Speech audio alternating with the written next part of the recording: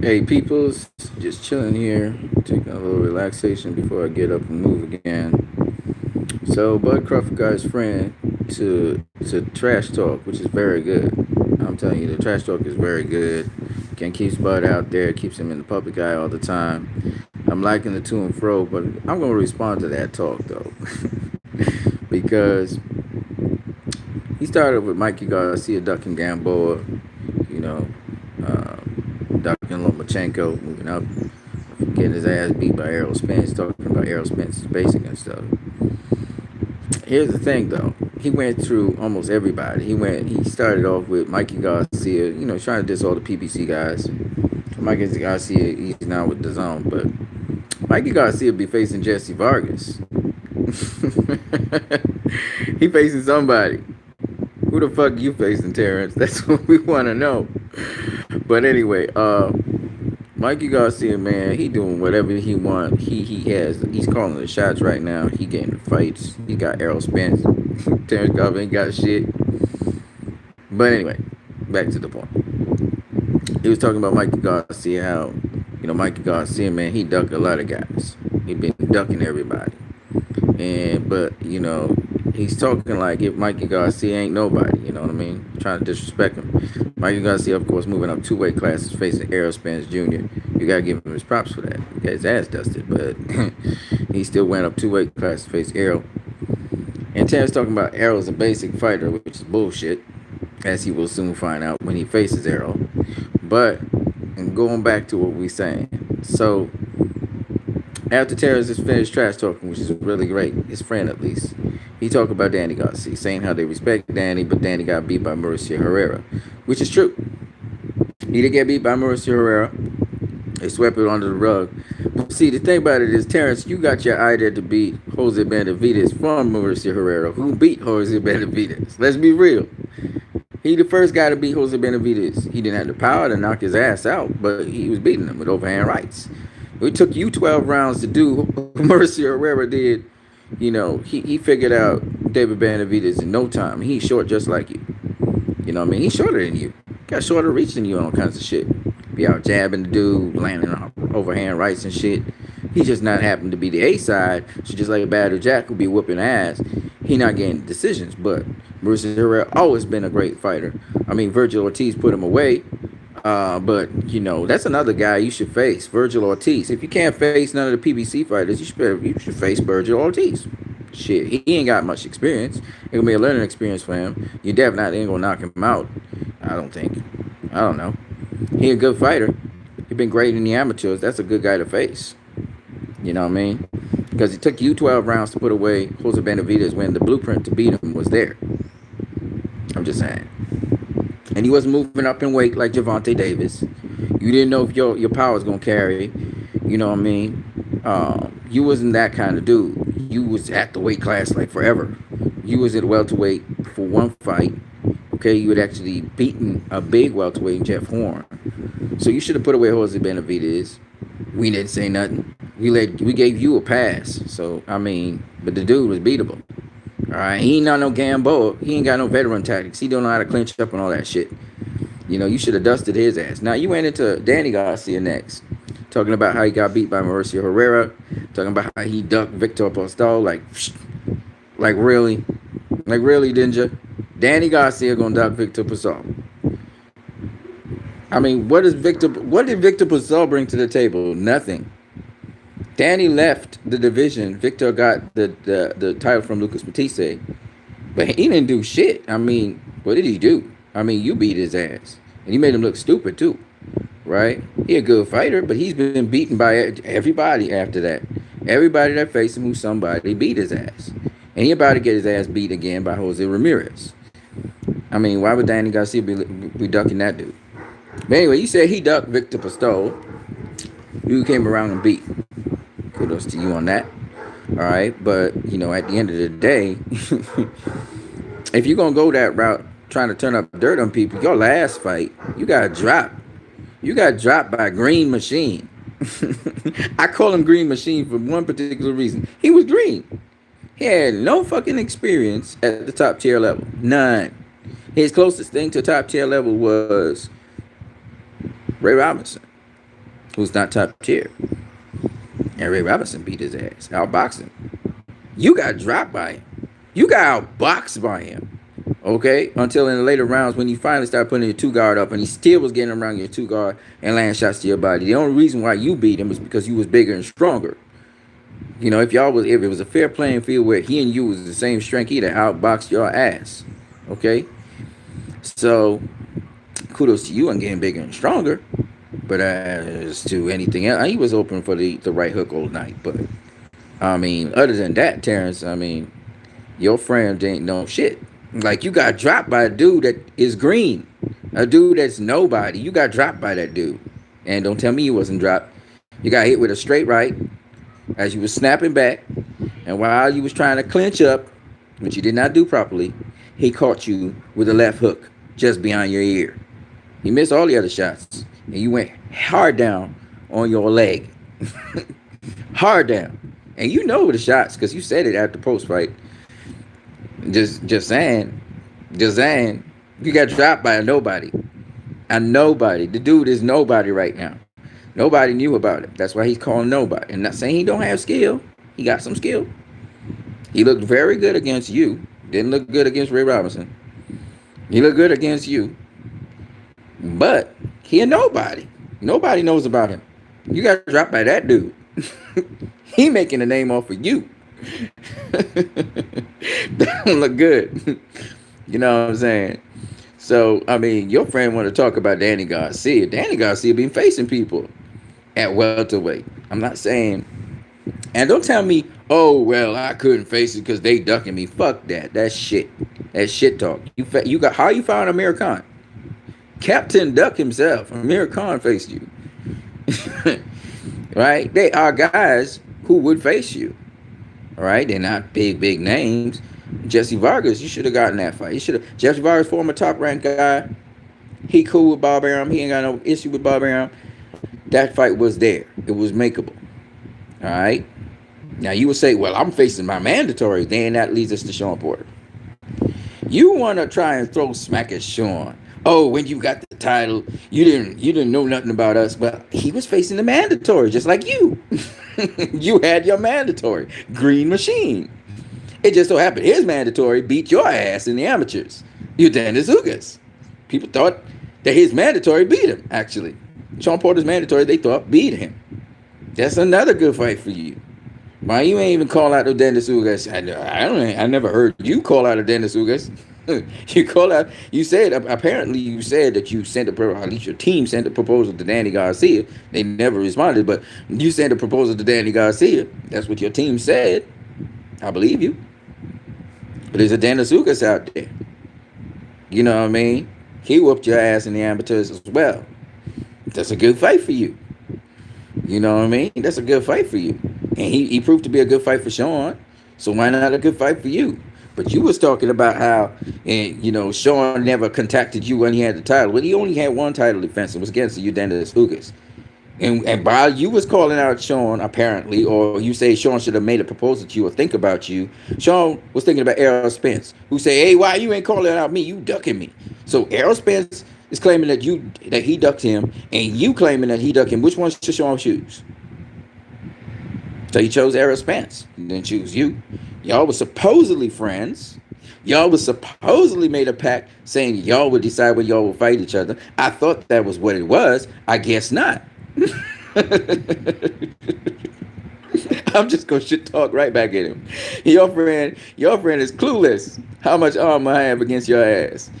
And I have fun with this because I think that you're doing something that's called a promotion, and I think that will actually get you to fight even sooner because it make you be throwing fire everywhere. Terrence Crawford be throwing fire everywhere. I like this guy.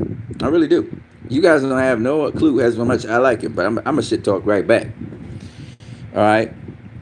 So Keith Thurman, keep waiting on Keith Thurman. But first, let me get back to Sean Porter for a minute because Sean Porter said some things about Terrence Crawford that I truly enjoy talking about.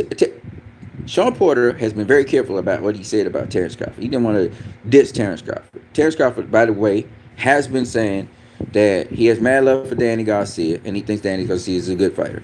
He also thinks that Sean Porter is a good fighter. I ain't those two. That's very true. He's also talking about Errol Spence. He did not disrespect Errol Spence at all. He just say y'all don't value the belts. I want the belts, which is stupid because Errol Spence obviously values the belts. Terrence Crawford is saying he's basic. Don't fall for that trap, Terrence. Don't fall for that trap. Errol thought that Sean Porter was a club fighter. he was an elevated, glorified, in condition street fighter. Well, that street fighter gave him some. Don't be doing that with Errol Spence. He clinic. He not just basic. He's not fucking basic at all. Especially his footwork is nothing short of not being basic. All right, there are very few people that can do that footwork that Errol Spence has. All right, change levels like how Errol Spence does. He's not basic. He will learn that very soon enough. But shit talking is what we're doing. So we're gonna shit talk. All right, it's just shit talk. Yo, what's up, people? People in the comment section. Hey, man, how come I can't comment on your other channel? Do you have me blocked or something? I don't know. First of all, I haven't done a video on my other channel in a while, so I don't know. I'll have to check it and see. Intangible Boxing said, did Danny duck Postal? Postal was his Mando. Daddy did duck Postal. Postal was his Mando. Man, fuck Postal. Again, don't give a fuck. What Postal gonna bring to the table for Danny Garcia? He ducked Postal. How he ducked Postal? Danny Garcia, if I'm not mistaken, had faced Lamont Peterson, and then Postal came up with this mandatory. Even if y'all want to say he ducked Postal, I don't give a fuck, because he would have whooped Postal's ass, as far as I'm concerned. All right, Postal never brought nothing special to the table. He was a good jabber. That's about it. All right. So whether y'all want to feel he ducked Postal or not, don't really give a fuck. Don't give a fuck. You know why I don't give a fuck? Because Danny went on to face guys much better than Postal. Okay? And has continuously faced guys much better than Postal. So I don't give a fuck. I don't give a fuck if you think he ducked Postal or he didn't duck Postal. Who the fuck is Postal? Former WBC champion off of who? Lucas Matisse, who had gotten beat down by Ruslan Provatnikov in a war that changed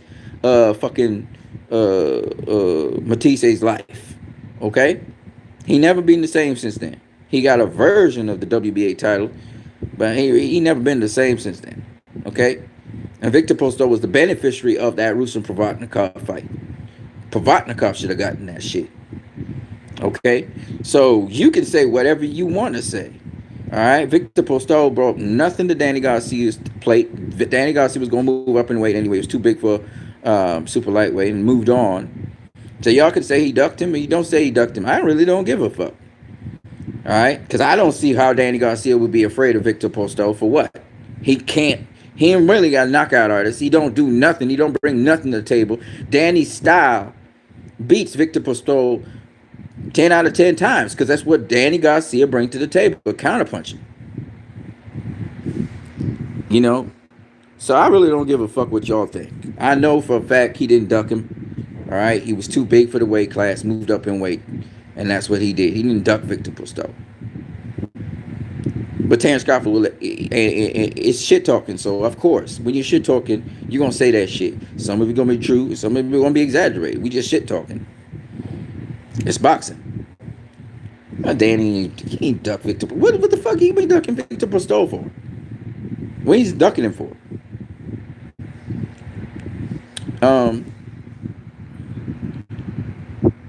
Y'all tripping, but it don't matter. It really don't matter. Like I said before. Y'all defending Terrence Crawford like little fanboys that y'all are. I know y'all fanboys, so it is what it is. Tangible Boxing says Terrence Crawford's toughest PBC challenge is Yordenis Ugas. Fuck out of here. Every one of them motherfuckers is a tough challenge. Terrence Crawford will tell you all those fights are tough fights, and he knows that. He look forward to it. He a warrior. He like that shit. He like that shit. Dennis Ugas being the toughest challenge for you out of your fucking mind. Keith Thurman is not orthodox. You think because Manny Pacquiao beat Keith Thurman that he nothing? Keith Thurman is, and he hits like a fucking Mack truck. Are you kidding me? I don't know how his arm is. His arm seems to be giving him trouble though. Let me tell you, All them motherfuckers that Terrence Crawford mentioned, the reason why he should talk in them is because all of them are big challenges for him. And he knows that. All right? He and his friend know that. That's why they're trying to get the fights. That's what you live for as a boxer. You want a challenge.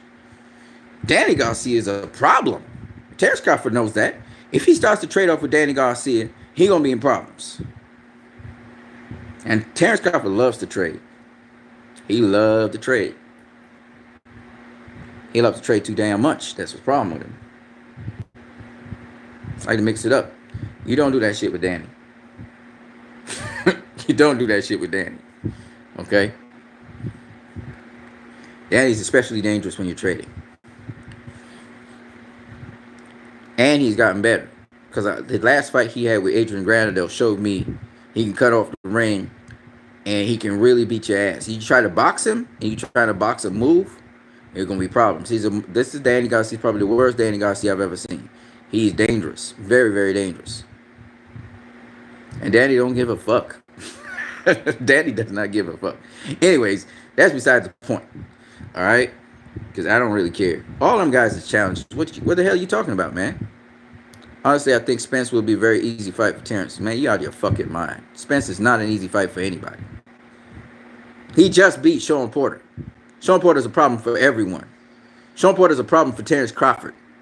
A fucking problem for Terrence Crawford. Y'all don't understand. The guys in the welterweight division, that division is filled with superstars. Terrence Crawford just one of several superstars in that division. Every one of them guys is killers. Every one of them guys. Right? You saw Pacquiao and Keith Thurman go at it. You saw what Keith Thurman did to Pacquiao in the latter half of the fight. Pacquiao said the motherfucker hits hard. He hit like Margarito. You think that's a joke? You think Keith Thurman's a joke? That motherfucker hits hard. And so does Danny Garcia.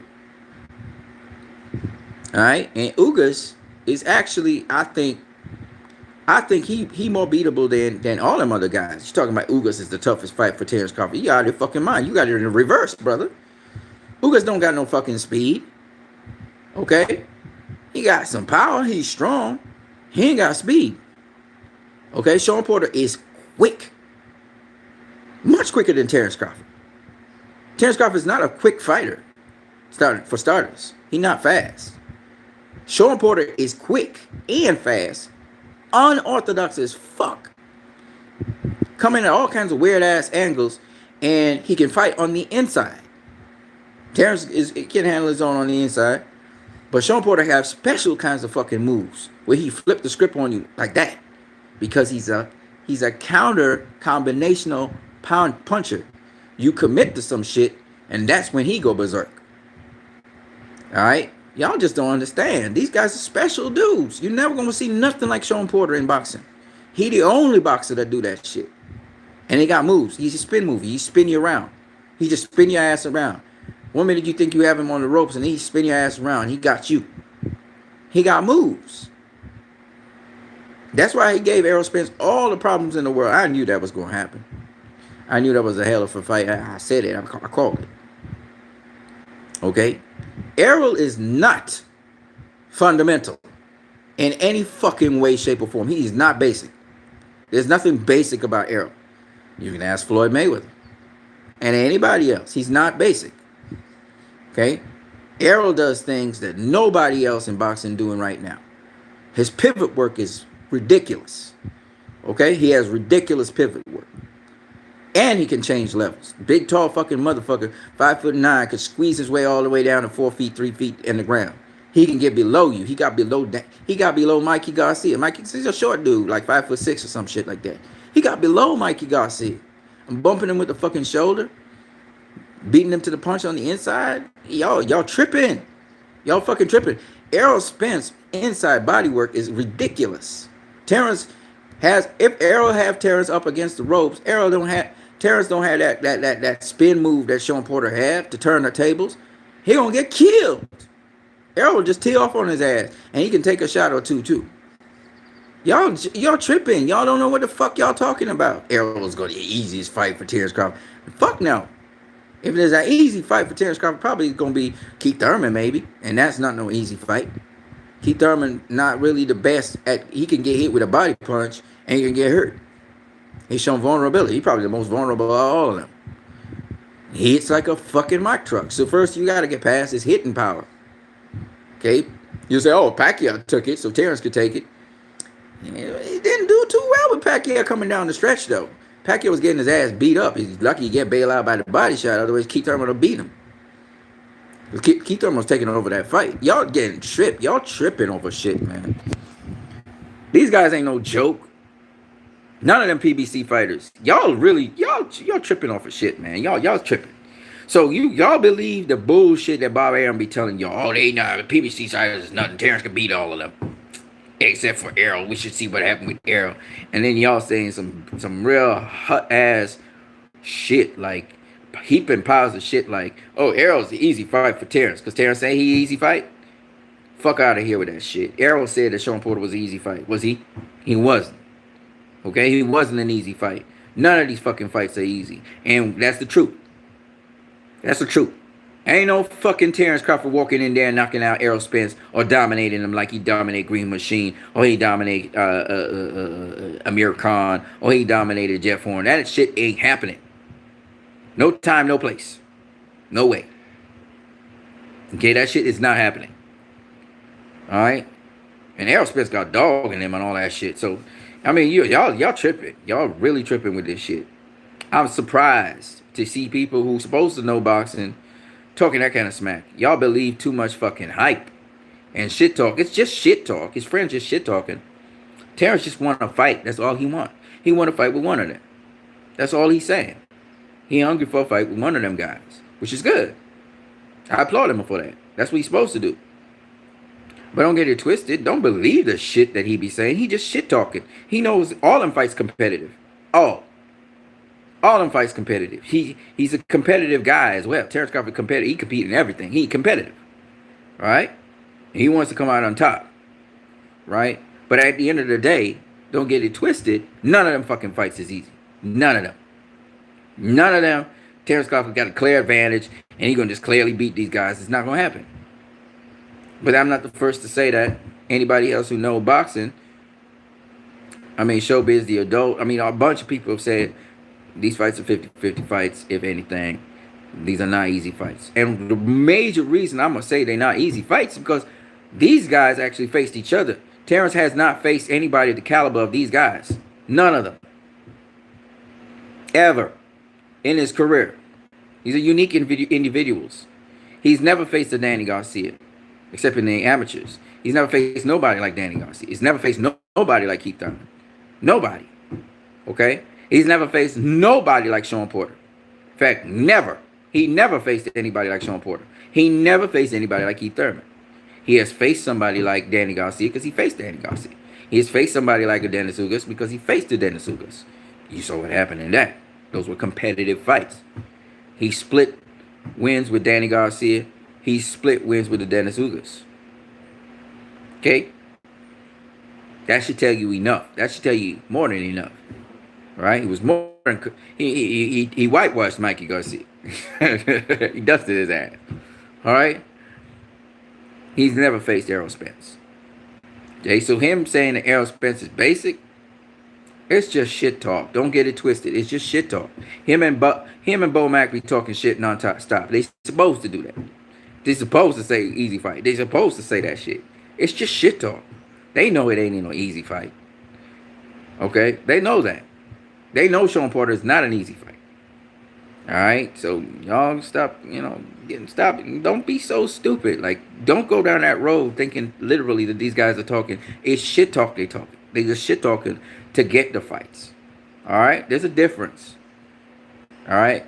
They gonna get ready for their fights though.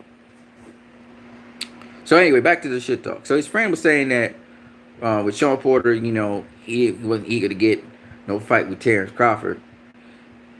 I thought that was funny because, like I said before, Shawn Porter was facing the Mando, just like how Terrence Crawford was facing the Mando. All right?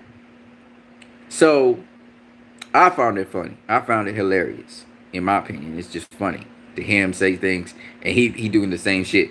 And then now he's saying, oh, no, I'm not interested in Shawn Porter. I'm like, what the fuck? Now he lighting it up, though. He's showing, okay, it is what it is. Bring on Sean. I like that.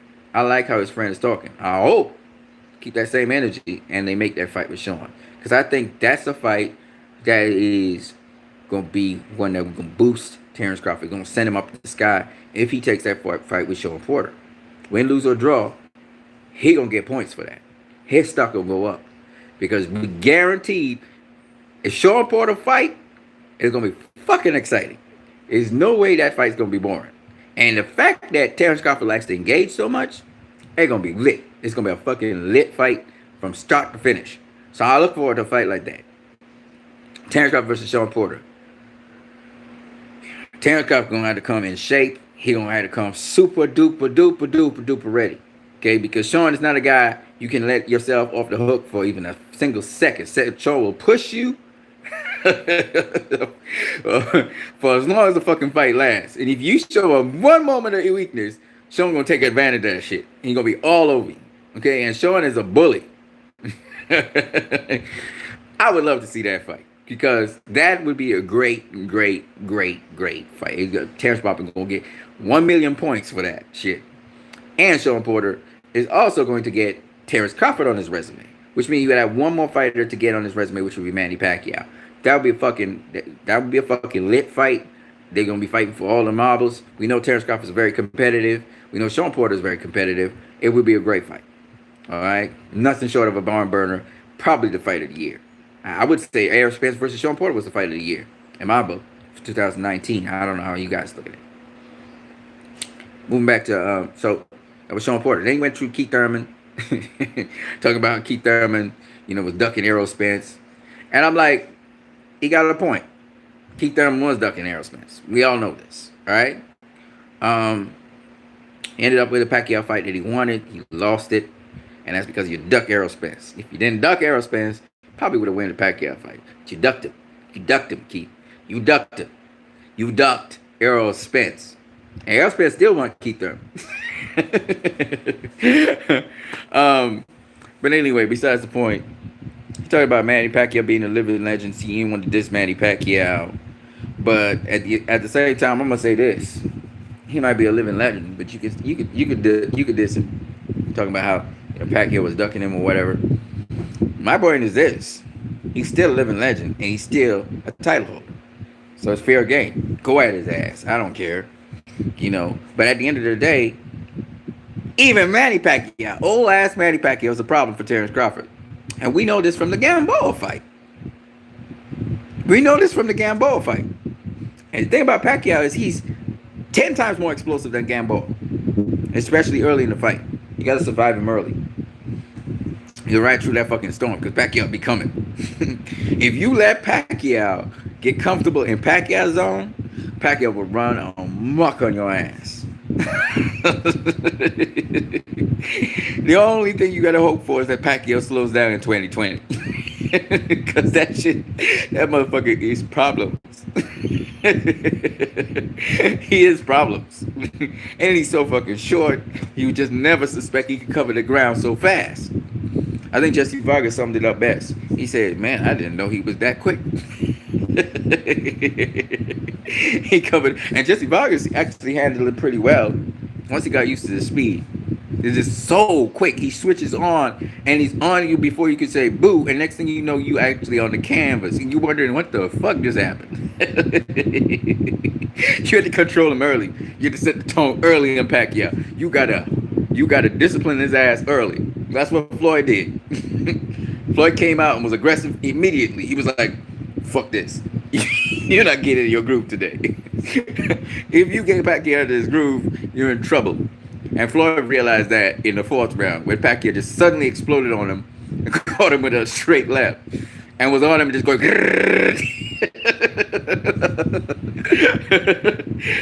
shit. Pacquiao is a phenomenon, man. Which I just want to just mention this about Pacquiao as I'm here. Pacquiao, and he's hyperactive, man. This motherfucker be in the Senate. He be singing, he be acting, he be doing all kinds of shit. He's hyper. Anyways, back to what I was saying. Yeah, I forgot my train of thought. Oh damn! But I wanted to say, oh yeah, right. It is. This motherfucker be champion for 4 decades. This is the fourth decade he gonna be in. You know what I mean? And he's entering the fourth decade as a champion. It's just fucking crazy. This motherfucker's crazy, man. You know, I gotta say it to people, man. I've said it before. I will confess it again. I have no problem confessing this. Manny Pacquiao is proving to be one of the greatest boxers ever. Ever. He was really proving to be that. And we are fortunate in our generation to meet somebody that special. He is special. This motherfucker is special. Okay, Roberto Duran was crazy. Roberto Duran fought until he was 50. He started fighting when he was 16, right? Pacquiao doing like he looked like he gonna do that if you let him alone, and he looked like he do surpass Duran. He's already surpassed Duran in accomplishments, but I mean, it's just ridiculous what this motherfucker be doing. If you think about it, it's just it blows your mind what this motherfucker be doing.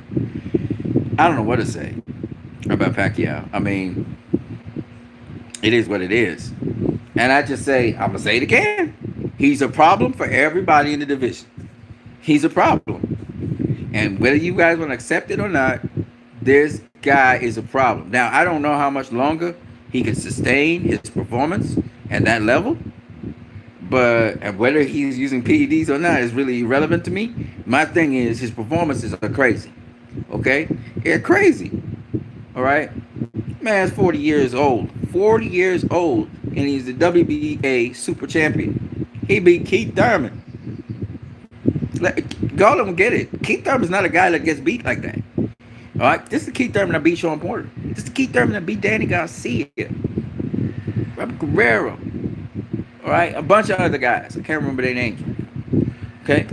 This is the Keith Thurman that knocks out people. Okay? He beat that dude. Okay? It's not like he didn't feel Keith Thurman's shots. Keith Thurman hits hard, and he acknowledged it. He said it. Right after the fight, he was like, man, your son hits hard, man. He felt the effects of that. You know, Keith Thurman hit hard. Right? And Keith Thurman does hit hard. Okay. So, my point is, it's incredible what this guy has done at the age of 40. I don't know if he can sustain it or what. I don't know what will happen. But he's phenomenal. And if he faces another one top tier welterweight after this, win, lose, or draw, you have to acknowledge. You have to nod your hat to him and be like, man, God damn it, Keith, God damn it, Manny Pacquiao, you crazy, man. You know, because it's insane what he's doing.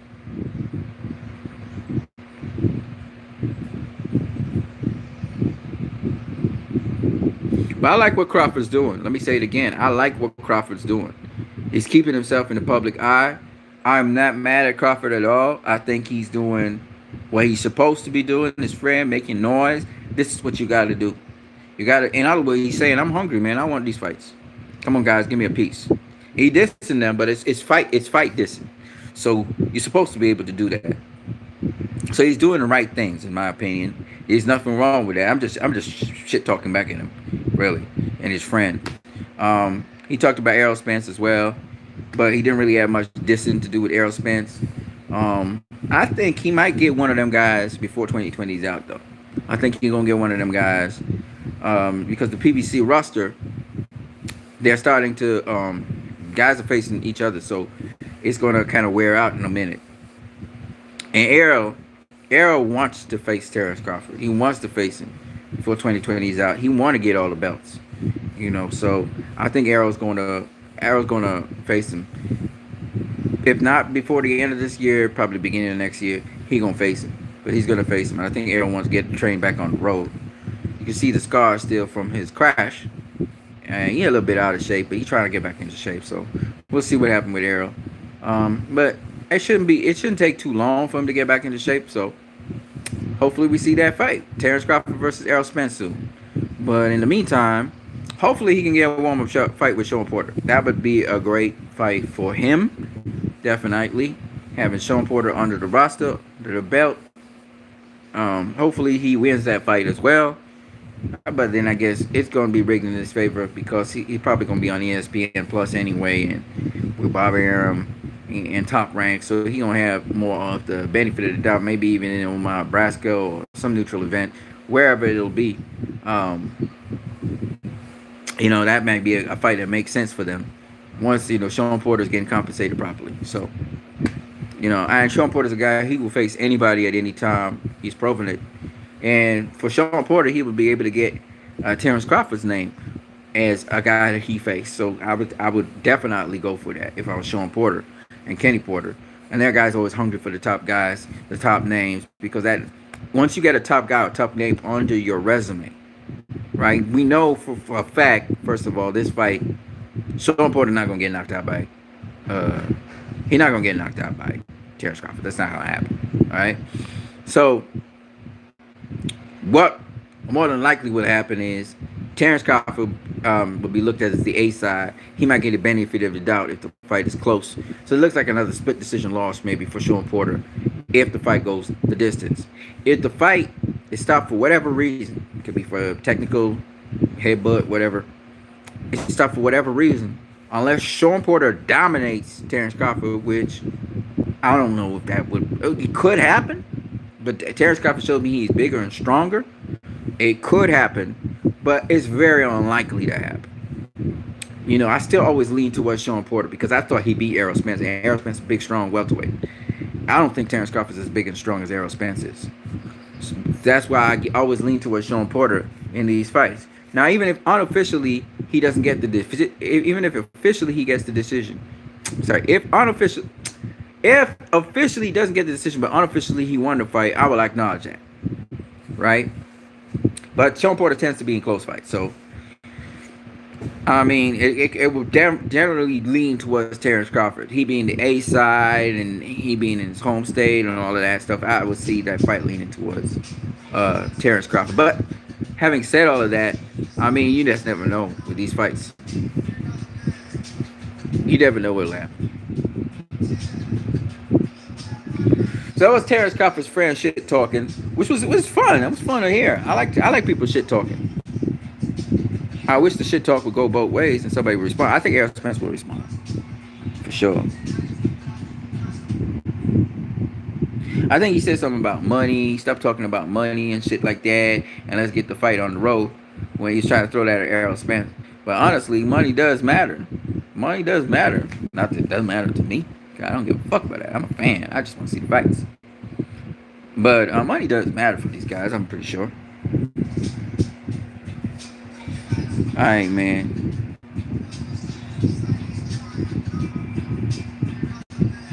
Poopy Sis Strong says, CJ Goodfellas Sports said Crawford has the best resume in boxing. How stupid is he? Very stupid. Terrence Crawford don't have the best resume in boxing. What the fuck is he talking about? Of course not. He a Crawford fan. He out of his fucking mind. I mean, it must be how he's qualifying it. So I don't agree with that at all. He don't have the best resume in boxing. What the fuck he talking about? What are the names on Terrence Crawford's resume that are worthy to be talked about? There are probably 2 or 3 names. 2 or 3 names, I think, are worth talking about. If you want to talk about names. Let's see. Let's see. Terrence Crawford. Let me have a look. Off the top of my head, his best wins are Gamboa, Beltran, a kid from England who just retired from boxing. He just got beat by Lee Selby. What's his name? The kid that got beat by Lee Selby. Y'all know what I'm talking about?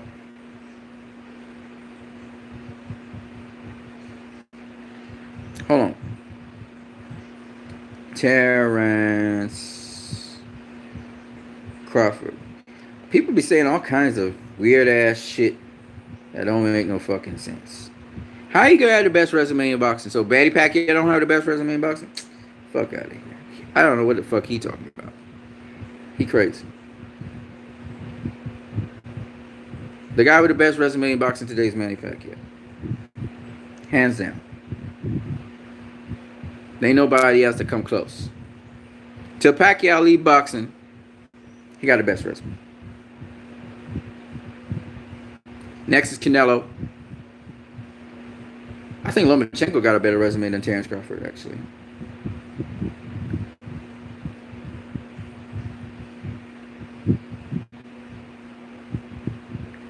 You see, Terence Crawford. He beat Brettis Prescott, who was the first guy to knock out Amir Khan professionally. Beat Ricky Burns. That was a good fucking win. That's a good name. Yorkis Gamboa. He beat Ray Beltran. The next good win was against Victor Postol. He's a good fighter. He's not great, but he's a good fighter. Then he beat... Do I have to mention this? No, I'm not going to mention it. And then he beat Amir Khan. That's about it. I don't mention Jeff Horn because Jeff Horn is shit. If I'm going to be honest with you, the weakest welterweight champion ever. He did beat Manny Pacquiao, but... I mean, I just want to mention Jeff Horn. The fuck, man? Why does that phone keep on ringing? Please stop ringing. Okay, so... Anyways, if I'm really talk about standard guys with high standards in boxing that are worth talking about, not guys who are getting knocked the fuck out every single fight, then we're talking really about two solid guys. There are two solid guys who we really beat. That's three. It's three of them. There are three of them. Ricky Burns, Yorkis Gamboa, and Ray Beltran. That's his best fights. Ricky Burns, Yorkis Gamboa, Ray Beltran. He ain't really got anything else. He's got some good fighters there like Derry Jean. All right, so here's some good fighters, but they're not. Then they're just not accomplished. You know, Thomas Delorme is a good fighter. Derry Jean's a good fighter. Felix Diaz is a good fighter. I don't even say Jose Benavidez Jr. is an okay fighter. Okay, he's not accomplished though. But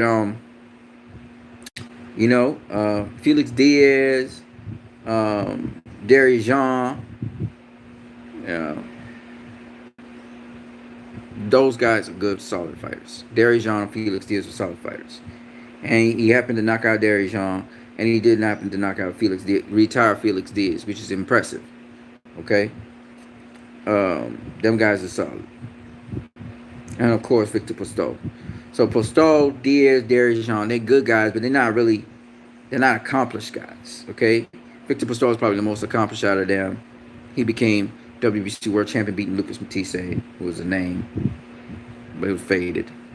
You know what I mean? Ricky Burns, he probably more accomplished than all those other guys. He an okay fighter again. He's not really like...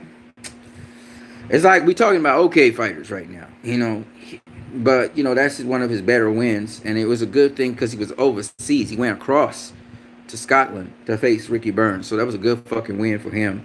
Ricky Burns coming off a broken jaw off of Ray Beltran, and Ray Beltran's another guy I mentioned. Became lightweight world champion, then got knocked out by Jose Pedraza. No, not Jose Pedraza. I think he got knocked out just recently though. I think it was by a dude who got knocked out already, and he's a tough Dominican Republican guy. Dominican Republic. No, I'm sorry, that's wrong. It's Richard Comey that knocked his ass out. My bad. Richard Comey just got knocked out by Teofimo Lopez. Richard Comey. Yeah, Ray Beltran. He old as fuck though. Yeah, Ray Beltran was a force to reckon with. He had power, breaking people's jaw and shit. And Terrence outboxed him. So those are really his best wins. His resume is not that great. He has okay guys. He don't got names. He don't got fucking names. He don't have what Pacquiao has. He don't have what Canelo has. He just doesn't have them names.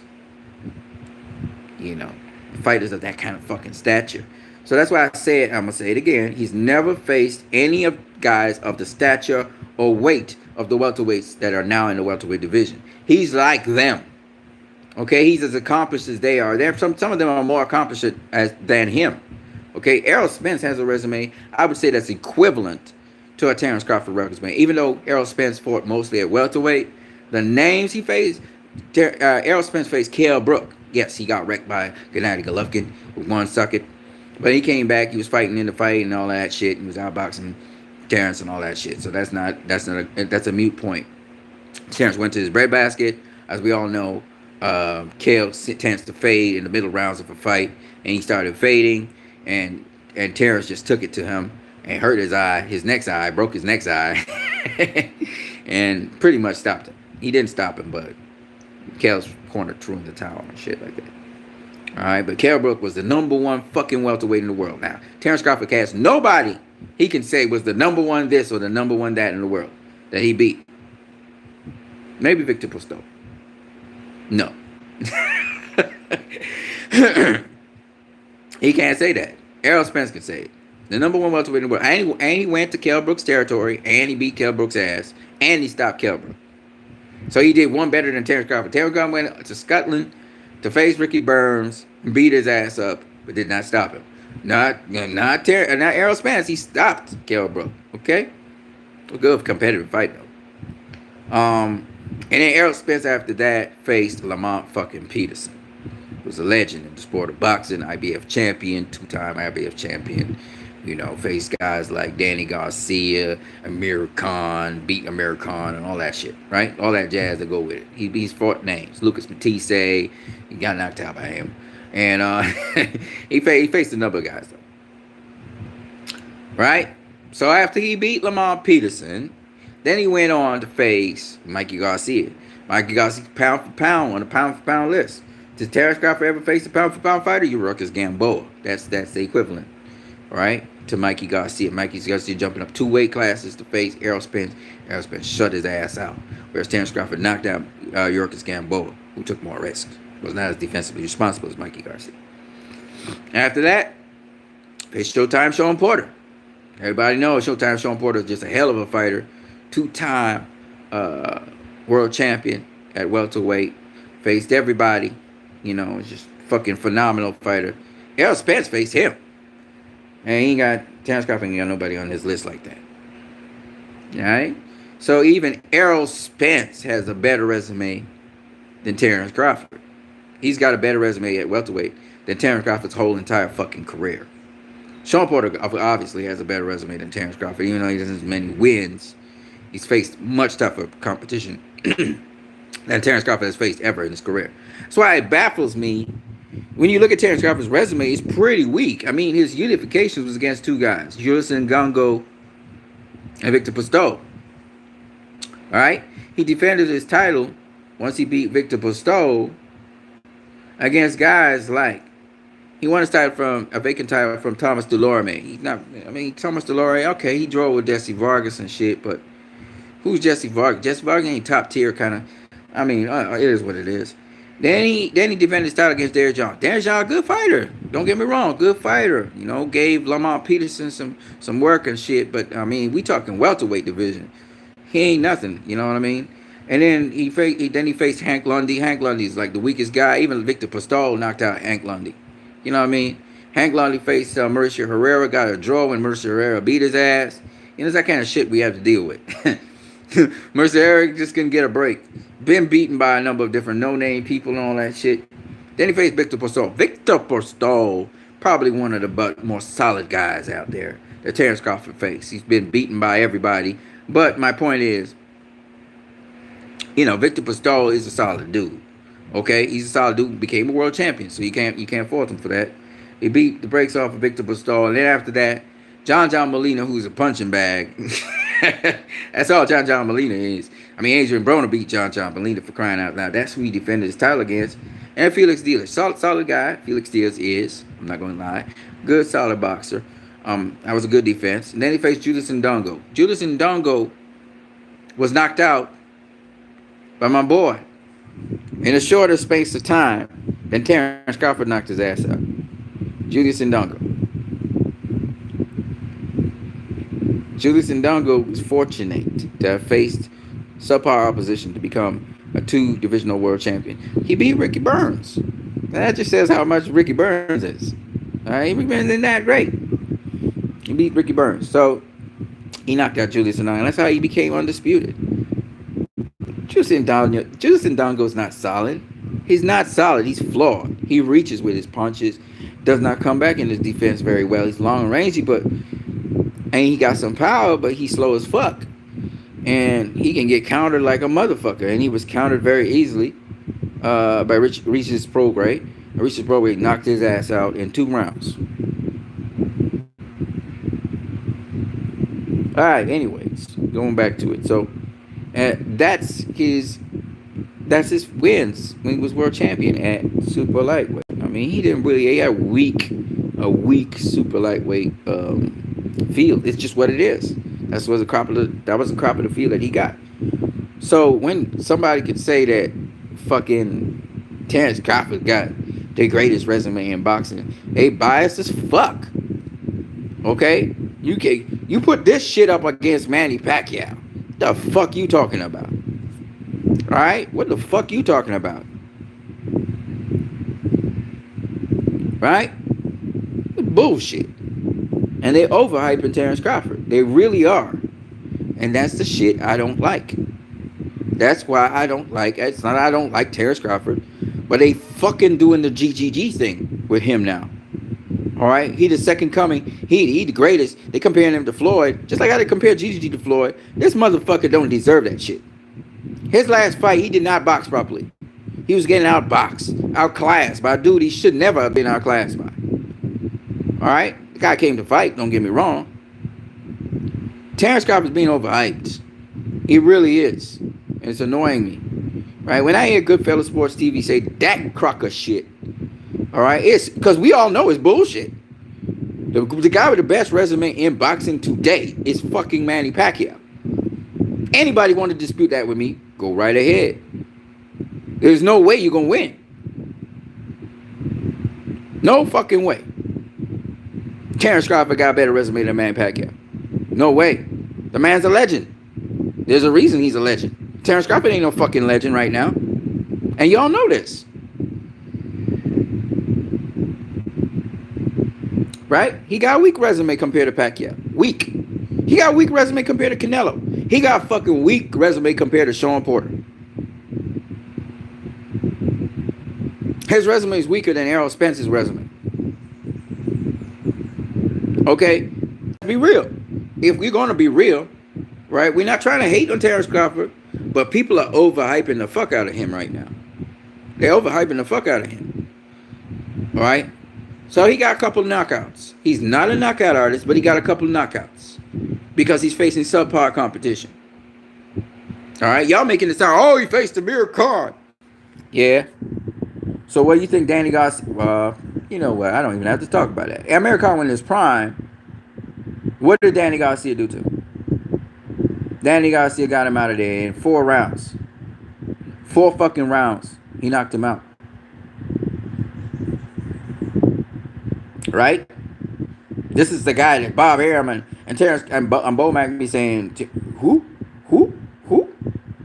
Okay, so if you're going to say who about a guy that knocked out Amir Khan, you couldn't knock out Amir Khan. You did not knock him out. He quit.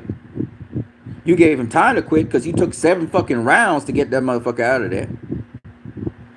You want to talk about Gamboa and Gervonta, and y'all fucking ass couldn't knock out Amir Khan. Chin Khan. Everybody be knocking out Khan. You can't knock him out. You can't open your mouth and say shit. You trying to shit talk, but all the talk be coming back at you. You got knocked down by Green Machine. Motherfucker, shut the fuck up. Shut the fuck up. You got knocked down by Green Machine. I got Ray Robinson out of box. He didn't even get knocked down by Green Machine. You getting knocked down. You getting tagged up and knocked down by Green Machine. Motherfucker, shut the fuck up. Shut the fuck up. Yeah, you got him out of there. You better have got him out of there. You must have been embarrassed. Because you got your ass hit the canvas. Boom. You hit it like a thud. Boom. The referee just happened to be kind to you. Oh, Mean Machine pushed you down. He didn't push you down. Fuck shit. Bullshit. He knocked you down. You lost your balance. You hit the canvas hard. Boom. All right, then you decided, man, I'm gonna overpower your ass because I felt your power. I'm gonna overpower your ass. You decided to walk through him. He was taking a whole set of punches. Then you realize, man, I should put my 2 guard up, and you start walking to him. Okay. Then you finally figured out that you need to throw a right hook on him. He was open for the right hook all night long since the beginning. You didn't realize that. So I mean, he got knocked down by Green Machine. Fuck. He got knocked down by Green Machine, and then he want to talk. Motherfucker, shut the fuck up. Shut the fuck up. We be trash talking right now. Shut the fuck up. You got knocked down by Green Machine. Okay? And not even Mauricio Herrera. You know, you could say, you know, Mauricio Herrera outpointed your ass. Or, you know, Amir Khan, you know, kind of knocked you down. You got caught off balance. You got knocked down by nobody. Ain't nobody know about Green Machine. And from what I saw, he never impressed me. He looked great against you. He looked fantastic against you. You look like you just came out of boxing school. Like you didn't know how to fucking box. He was out boxing your ass. He was in the southpaw stance of all things. And he was tagging you up. What the hell you was in the southpaw for? Then you went orthodox, he's still tagging you up. It looked terrible. It looked horrible. Everybody's like, oh, don't worry, man. Terrence, he was out boxing. You know, he just decided he wanted to brawl. No, he didn't decide he wanted to brawl. He was getting out boxed. And when after he got dropped, he was like, fuck it. I'm gonna walk his ass down. I took his hardest punch. I know what he could do. Let's go, motherfucker. And he decided to walk him down. All right? That's what really happened. If y'all being honest. But there's no fucking way in hell Bud has the best resume in boxing. It's just not. It makes no damn sense to me. Even Lomachenko got a better resume than Terrence Crawford. Terrence got Gamboa. Lomachenko got Rigondeaux. Terrence Crawford got Ricky Burns. Lomachenko got Jose Pedraza. 2-time 2-divisional world champion, just like Ricky Burns. He also got Jorge Linares, the man, the lineal champion, the WBC champion at lightweight. Moved up 1 division to lightweight and beat his ass. Okay? Got a better resume than Terrence Crawford. Okay? And he did it in less fights. Also 3-divisional world champion. Okay? Faced Orlando Salido, a veteran. Y'all never said Salido's ass was old, but he was a veteran. Oh, well, Salido was washed up. I'm just coming at y'all for all the Gervonta Davis bullshit y'all be saying. Orlando Salido, okay, knocked out Rocky Martinez. I think 4-time 2-divisional world champion. Okay, like Gamboa also knocked out, but everybody be knocking out Rocky Martinez. To be honest with you. And then he also beat the Jamaican kid. I forgot what his name is. He also beat so many world champions. He beat Jason Sosa. He beat the Jamaican kid, which I forgot his name, who had beaten Nonito Donaire. He beat Anthony Corolla, who was once a world champion. I mean, he beat guys who were former world champions. So that counts for a lot more than Terrence Crawford's resume, because Terrence Crawford hasn't beaten a lot of former world champions, He has not beaten a lot of those guys. Whereas Lomachenko has. In fact, Lomachenko is working on getting unified as well, becoming undisputed lightweight champion. I don't know if he'll accomplish it against Teofimo Lopez. I wish him the best of luck with that. Teofimo Lopez is big, he's strong, he's fast, and he's very much aware of what Lomachenko can do in that ring. And I think he's going to have a remedy for that. So this might be Lomachenko's toughest fight to date. And if he makes it through that, good for him, kudos. Maybe he should move down to 130. I don't know what he's going to do, because he can't run and hide. Everybody in every division now is hot. Every division is going to get hot. He go down to 130. There's Leo Santa Cruz. There's going to be Gary Russell Jr. There's going to be Tevin Farmer, Jamal Herring. You know, it's lit anywhere he goes. So wherever he goes, he's going to have competition. Stiff competition. The competition now is going to get stiff. And Terrence Crawford also, them guys that he says ducking him, which don't make no damn sense, but whatever. Those guys that he says ducking, they're stiff competition. They're probably going to be the stiffest competition in Terrence Crawford's life. They're stiff competition. They're really solid competition. These guys have histories.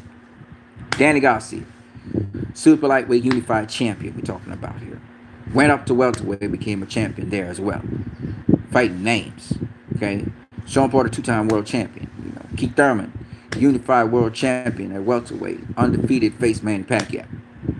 All right. Errol Spence, the truth, he's now the unified world champion. Okay. Just beat Sean Porter and beat Kell Brook. These are guys that you're not going to fight no motherfucker like that. All right. Neither is Ricky Burns, neither is Yorka Gamboa has that kind of pedigree and resume like these guys do. So it's always going to be stiff. It's going to be an uphill climb for Terrence Crawford. These are not guys that you fuck around with. Every one of them guys can knock your lights out if you're just a step behind him. So he's in a division now that this is the badass division he in. He just one of many, and that's what you guys need to understand. Y'all feel that he's just gonna shine above everybody. I don't know where y'all getting that perception from, but that's not the case here. Every single fucking fight's going to be competitive. He may lose his O. He may lose his O in the division. It depends. But them guys is rumblers. And they's killers in that division. And I told y'all that since 2014. I told y'all this is a badass division, welterweight division. But the lightweight division is shaping up to be a badass division as well. They got some killers in that division. Teofimo Lopez probably he's probably not the hottest one, but I always said this. I think Tank, Haney, I ain't too sure. I wasn't too sure about Lopez, but Lopez looked like he's gonna get the first shot at Lomachenko. Mikey Garcia, Manny Pacquiao. I thought that these guys would always beat Lomachenko. I stand by those words still. Even though Devin Haney didn't look so great in his last fight, we're going to see what he's going to do. I don't know if he's going to face Javier Fortuna or Luke Campbell for the WBC title. We'll see. Or if Lomachenko get a stab at them first. I don't know. But what I do know is this. I do know that these young, hungry lions are going to be a problem for Lomachenko from here on in. Because Luke Campbell is just the tip of the fucking iceberg. Teofimo hit hell a lot harder than Luke Campbell. Hell a lot quicker than Luke Campbell. Sharper. Better footwork. So we'll see. I don't know if Lomachenko can handle these dudes. Because these dudes is pure fucking fire. Lomachenko looking like, he's trying to talk. He's trying to talking shit about Teofimo. We'll see. We'll see. Let's see if he can drop the matrix on Teofimo Lopez. It ain't going to happen now. He's not going to do no matrix. It's going to be a competitive fight. Through and through. Teofimo not going to let him just come in there just like that. He's going to light his ass up. And he's a counterpuncher. He'll light him up. Y'all don't believe me, eh? All right. It's not going to be an easy fight for Lomachenko. Not going to be easy. And I wish him the best.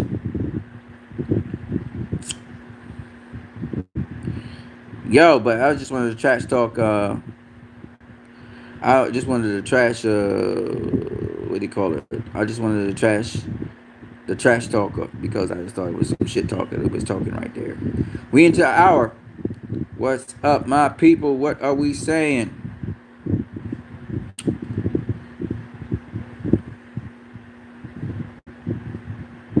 CJ Goodfellas Sports TV said Crawford has the best resume in boxing. How stupid is he? Yeah, he's stupid, man. He's stupid. There's no way. I mean, we got a lot of guys with better resumes than Terrence Crawford, but he has accomplished a decent amount of stuff. So I mean, I give him his credit for that. But fuck out of here with that bullshit. Tangible Boxing says, honestly, I think Spence will be a very easy fight for Terrence. Okay. Intangible Boxing says, you're the biggest PBC fan I know. Man, get the fuck out of there with that bullshit. Raul Ramirez says, yo, what you need? What's up? What's up, my dude? What's up, my ninja? I ain't seen you in a quick minute, bro. So I'm a big PBC fan for saying that these guys have a better resume than Terrence Crawford. Get the fuck out of here. Intangible, man, you take everything to the extreme. You are really a fucking, you might as well suck Terrence Crawford's ass, man, and suck his dick. You really sound like a fanboy right now. The fuck is wrong with you? I like DAZN too. I guess I'm a big DAZN fan. The fuck does that mean? You sound like a stupid ass motherfucker sometimes, bro. What the fuck you talking about? You come with some whack ass statements, bro. You sound like a real fucking fanboy when you say them kind of shit. I am as even keel as it gets. What you talking about? I like PBC. I don't like all their fights, but I like PBC. But I also like the Zone. All right. ESPN gave us a good fight last year with 175. What's his name? In 175. 175. At 175 we had what the fuck? Gavordik versus my dude. I actually like this dude. And he knocked Gavorzik out. What's the dude's name that I'm talking about, guys? What's the guy I'm talking about that shit, I can't even remember his name. I've seen his face. The Russian dude. I can't believe I don't remember his name.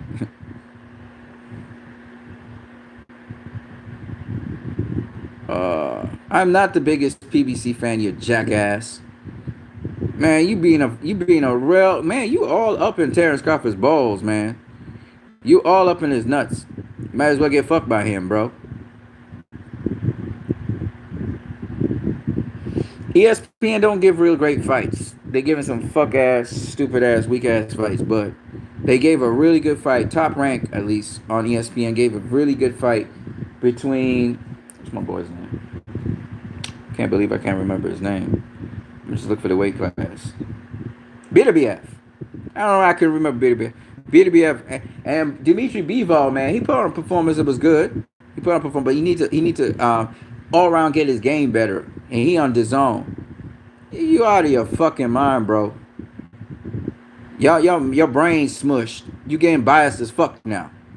The fuck you talking about, PBC fan? You stupid ass motherfucker. I'm as balanced as they get out here.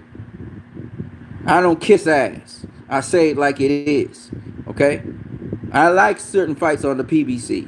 Certain PBC fights that were good, and other PBC fights are just shit. It is what it is. I call it as I see it. The Zone has, to me, the Zone has given the best fights for the year. They're the best platform for fights.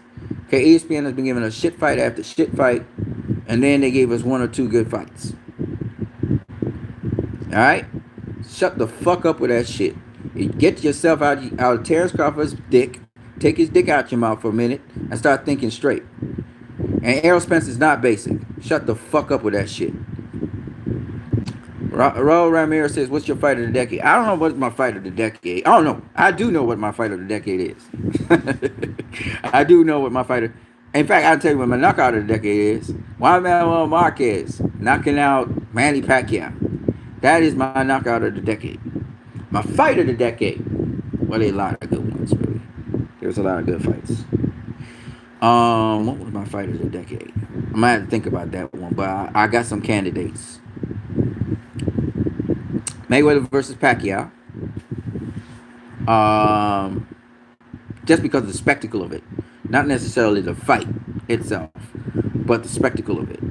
There's a couple really good fucking fights, though. I don't know, man. There's a lot of good fucking fights. Anthony Joshua versus Andy Ruiz got to be one of them. Just because of the upset, the first one. So there's a bunch of them. I don't have to sit down and think about it. I mean, shit. You know, there's a lot of fights in the decade. If you're talking about action-packed fights, I don't know, man. There's a lot of them. Intangible Boxing said Keith Thurman is mentally weak. Shut the fuck up. I'm getting it. You're anti-PVC, right? You suck Terrence Crawford's dick, Intangible Boxing. I'm done with you. Boxing Monster, what it do? Happy New Year. Happy New Year to you, Boxing Monster. You know, you sucking Terrence Crawford's dick right now. You can't think straight. You a Terrence Crawford dick sucker. I'm really not on that shit. Boxing Monster says Keith will never beat a roided up Pacquiao. Stop Captain saving Spence, dog. I'm not saving Spence. That's my point. I ain't saving Spence. I want to see Spence versus Crawford.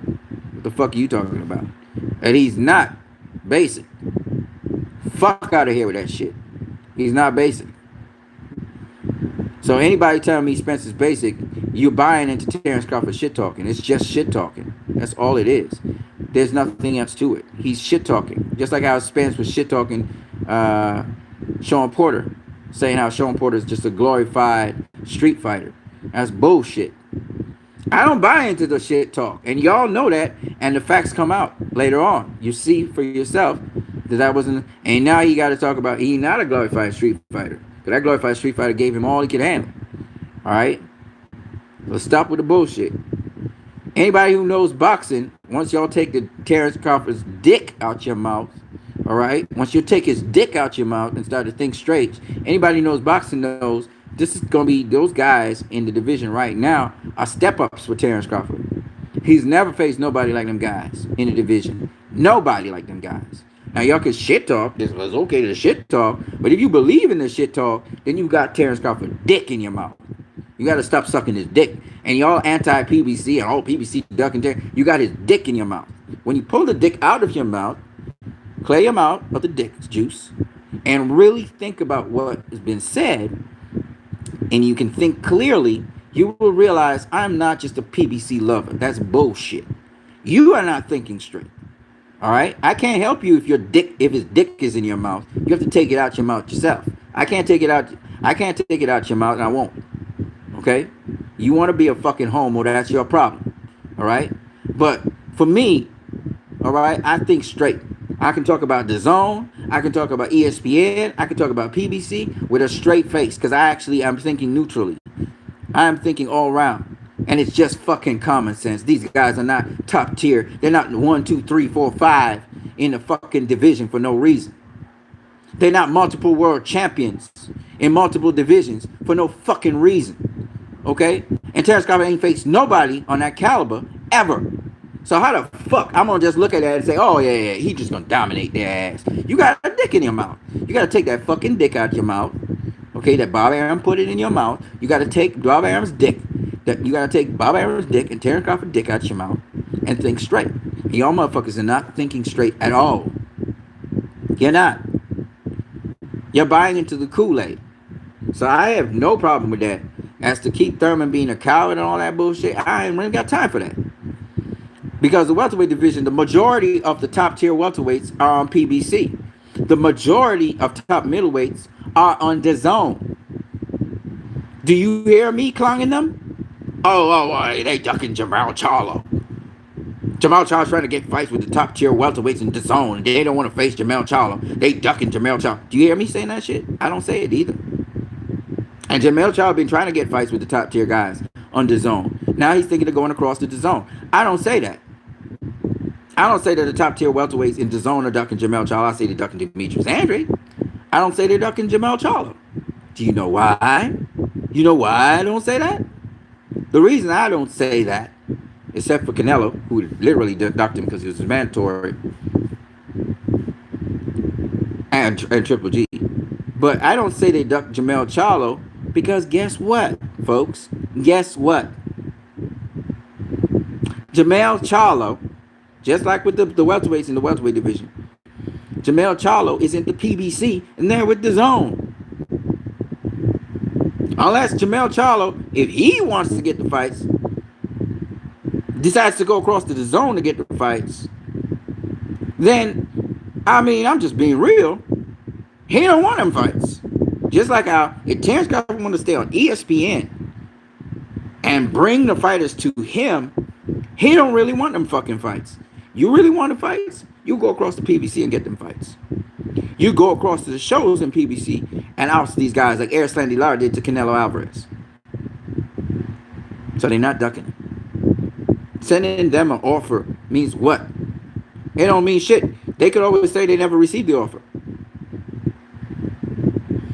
get your ass up like Aaron Pryor did, and show up at their fucking press conferences, and out their ass out. Muhammad Ali did that to, I forgot what the guy's name is right now, right? He did it to that dude. He went, he showed up, outed his ass. Okay? Showed up at the man's house. Demetrius Andrade showed up at the Charlos, started clowning their ass. Okay? You got to do that if you really want them fights. Right now, he doing a very smart thing. He's right now letting his friend talk shit. He's shit talking. He's trying to get the fight. He's trying to shake them guys up because them guys, they don't care about him. They on the other side of the pond. They don't care about him like that. Why should they be interested in him? Similarly, Jamal Charlo, he knows he's with a different company. The only way he really, Lions only, the only way he gonna really get something happening is if he step across to the zone and say, you know what, I'm gonna step across to the zone. Let me make a one fight contract and let's get this shit on the road. Demetrius Andrade signed with fucking the zone and Matchroom. Still can't get the fights. He put himself in a position. He called out Canelo. He put himself in a position to get Canelo. He put himself in a position to get Triple G. He put himself in a position to get Billy Joe Saunders. And they told him no. They turned his ass down. They literally turned it down. Like them motherfuckers turned it down. It's on record. It's not like they didn't respond to him. They responded to him. Canelo said, "Oh, I'm not interested in Demetrius Andrade." That's straight up a duck right there. Okay, but when you a Terrence Crawford and you gonna say something stupid like I'm not interested in Sean Porter at this time, what the fuck that mean? What the fuck that mean? That's the dumbest thing to say. That's like when Sean Porter went up on ESPN and then Max Kellerman got him to say, he's really interested in facing Errol Spence at this time. He didn't really definitively say he don't want Terrence Crawford. He said he need to talk with Terrence Crawford first. And I'm like, what the fuck? Just say you want Terrence Crawford. Say you want him. Say you want him. He couldn't say that. Right? He couldn't say that.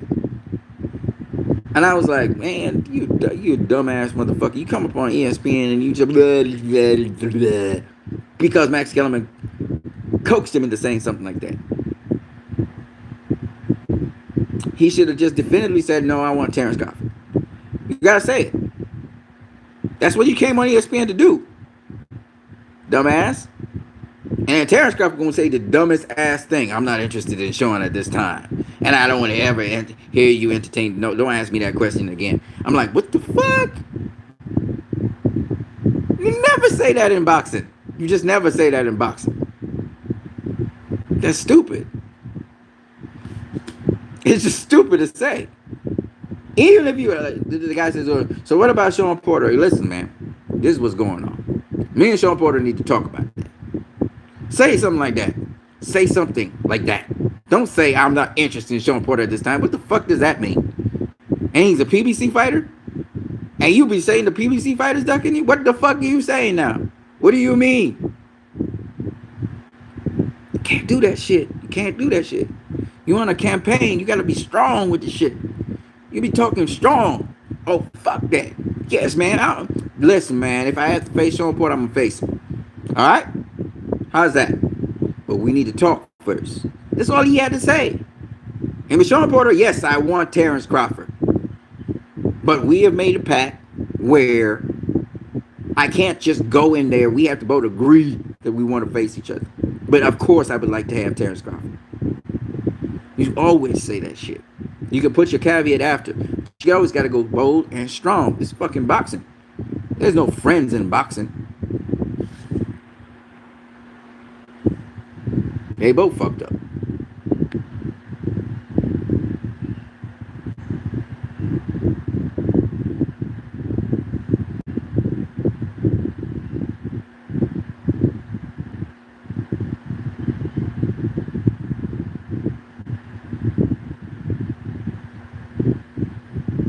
Boxing Monster says Errol Spence lacks skills. Okay, I'm gonna just finish that right there. He lacks skills. What the fuck does that mean? I don't know. People say some dumbass shit. Boxing Monster says what it do is applying to the LBC and becoming 78 sergeant. What it do? I guess you mean what you need. What you need, put LDBC next to your titles. Dude, first of all, the LDBC doesn't reject my ass. So why would I promote something that rejected me? I'm just saying. Since we are following some sort of logic that comes from planet Mars, apparently his dick is so far up your throat that you can't think straight. That all of a sudden I'm associated with the LDBC. Get the fuck out of here with your bullshit. KP from KC5 says Crawford needs to make a move or shut up. All the talk means nothing. No. What I'm saying, KP from KC, no, it's good that he's talking. He should keep on talking. He should keep on talking because when he keeps on talking, it gets more conversation. He stays relevant. So it's good that he's talking. It's just shit talk. It's just shit talk. Don't take it too seriously. But some of these guys got his dick so far up their throat, they actually taking it seriously, which is good because they fuels the discussion. But for objective people like myself, because they call me a Terrence Crawford hater for some stupid reason, right? Because I'm being critical of him. Because I feel that they're overhyping him the shit up. Okay, they're overhyping this guy. Even Timothy Bradley has seen the light. That's why he has Lomachenko ranked above Terrence Crawford in his rankings. They're overhyping Terrence Crawford. KP from K. He ain't done shit for 2 years. He's not done anything for 2 years. Since he's come to welterweight, he hasn't accomplished anything of note. KP from KC5 says you must take control of the fight. Make him fight at your pace. Yeah, exactly. You have to control Pacquiao. I got you on that one. Tangible Boxing says biggest frauds in boxing: Thurman, Triple G, Spence, and Loma. Man, shut the fuck up. Loma is not a fraud. First of all, Loma is not a fraud. Okay, Loma is legit. Errol Spence is legit. Keith Thurman, to some degree, I get what you're saying. I agree with you to some degree that Keith Thurman's a fraud in the sense that he's been ducking Errol Spence. He talk about I'm the most duck man and don't better not duck me, son. And all of a sudden he's ducking the shit out of Errol Spence. So I get that. But he's not a fraud. Triple G, on the other hand. See, Triple G used the same model that Terrence Crawford is using. Triple G being fighting scrubs. Keith Thurman's not been fighting scrubs. Keith Thurman's not been fighting scrubs. There's one thing you can't hand to Keith Thurman. He's been fighting quality opposition. Now, he's not been fighting scrubs. All right? But Triple G will fight scrubs. He fought scrubs all the way through. In fact, his fight before the Derevyanchenko fight was a scrub. It's a fucking scrub. He turned down fucking Demetrius Andrade fight for a scrub. So, yeah, he's a fraud. He's overhyped. Everybody know that. He's not a fraud, but you know what I mean. He's overhyped. He's not a fraud. But he's overhyped. And Keith Thurman, supposedly the most feared guy in boxing, he overhyped too, a bit. Okay? But you can't say that about Lomachenko. He's legit. Loma's a legit fighter. He ducked Devin Haney. But he's legit. Canelo ducked Jamel Charlo. Right? He ducked Demetrius Andrade, but he is legit. You cannot call him frauds.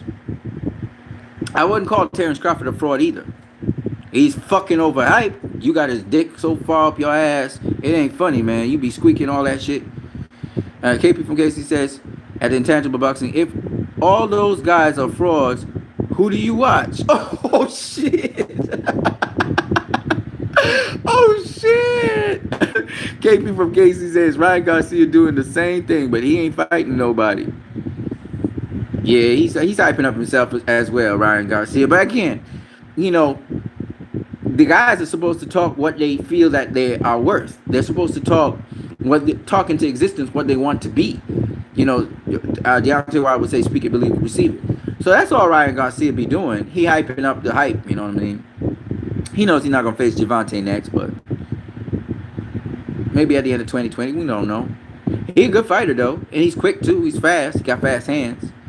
Tangible Boxing says Bud, Canelo, Joshua Wilder, Chocolatito, Tanaka. Chocolatito's overhyped. Tanaka, Ioka, I don't know who the fuck Ioka is. J-Rock, what about him? Oh, that's the guys you watch? Then you really missing out on a lot of boxing then, buddy. There are a lot of really good fighters out there, bro. Really a lot of good fighters. Those are not the only guys. See, I say you suck dick. I don't suck dick. I don't suck dick. All right? There are a lot of better fighters than them guys. Seem to have your favorite fighters. I don't do that shit. Okay, like I said, BWF is a good fighter. Bevol's a good fighter. Battle Jack is a good fighter. The guy that beat Battle Jack, he a good fighter. I mean, we got a lot of them, man. Little Sergey Nipinets. I actually like Sergey Nipinets a lot. I like how he was fighting his inside game against Lamont Peterson. He a good fighter. You know, there are a lot of truth. There are a lot of guys who are the truth, man, in boxing. Not just these top names that you be mentioning. You know. Ryan Garcia comes off as a guy who isn't committed fully to boxing. I think he loses and moves on to Nickelodeon. Like I said, you got Terrence Crawford Dick so far up your mouth. You don't know the Ryan Garcia in the amateurs. You know, he split 3-3 with Devin Haney. Hell of a fucking fighter. He might have a face that look really nice and cute. And he's a fighter at heart. He always has been a fighter at heart. Just because he got a big following don't mean shit. He a boxer. He a fighter. But obviously you don't know him from the amateurs. So you be talking, again, Terrence Crawford Dick too far up your ass for you to really think straight. Chocolatito hasn't fought since Little Pac-Man beat him. KP from KC, you become my favorite. Commentator on here. Chocolatito's overhyped, obviously, but hey, the thing about it is he accomplished a lot. He reminded me of a miniature Gennady Golovkin who happened to be black. All right, Chocolatito ain't all that. I thought that Juan Francisco Estrada beat his ass. I'm just saying. I also thought that this kid Carlos Quadras beat his ass. He gave him a beating. He beat his ass bad. I'm just saying. I don't know about you. I mean, I'm just saying. I'm just talking boxing. I don't know about y'all. And Carlos Quadras is a good little fighter too. I like him too. They got a lot of good fighters. Tevin Farmer, Gary Russell Jr. I mean, this kid right now, Shakur Stevenson and what's this kid's name? Josh Warrington, you know, Carl Frampton, a lot of good fighters out there. Leo Santa Cruz is a good little fighter. I mean, he's a good little fighter. I mean, he overhyped. I mean, he ain't faced nobody, but he's a good fighter. He proves he step up to the plate. He bring it to the table when it needs to be brought to the table. And he showed me some stuff, especially against Abner Mars. Abner Mars is a good little fighter. We got some good little fighters out there. We got a lot of good little fighters. But see, if you sucking dick now, you ain't gonna see them. You can just overlook all them motherfuckers. You know what I'm saying?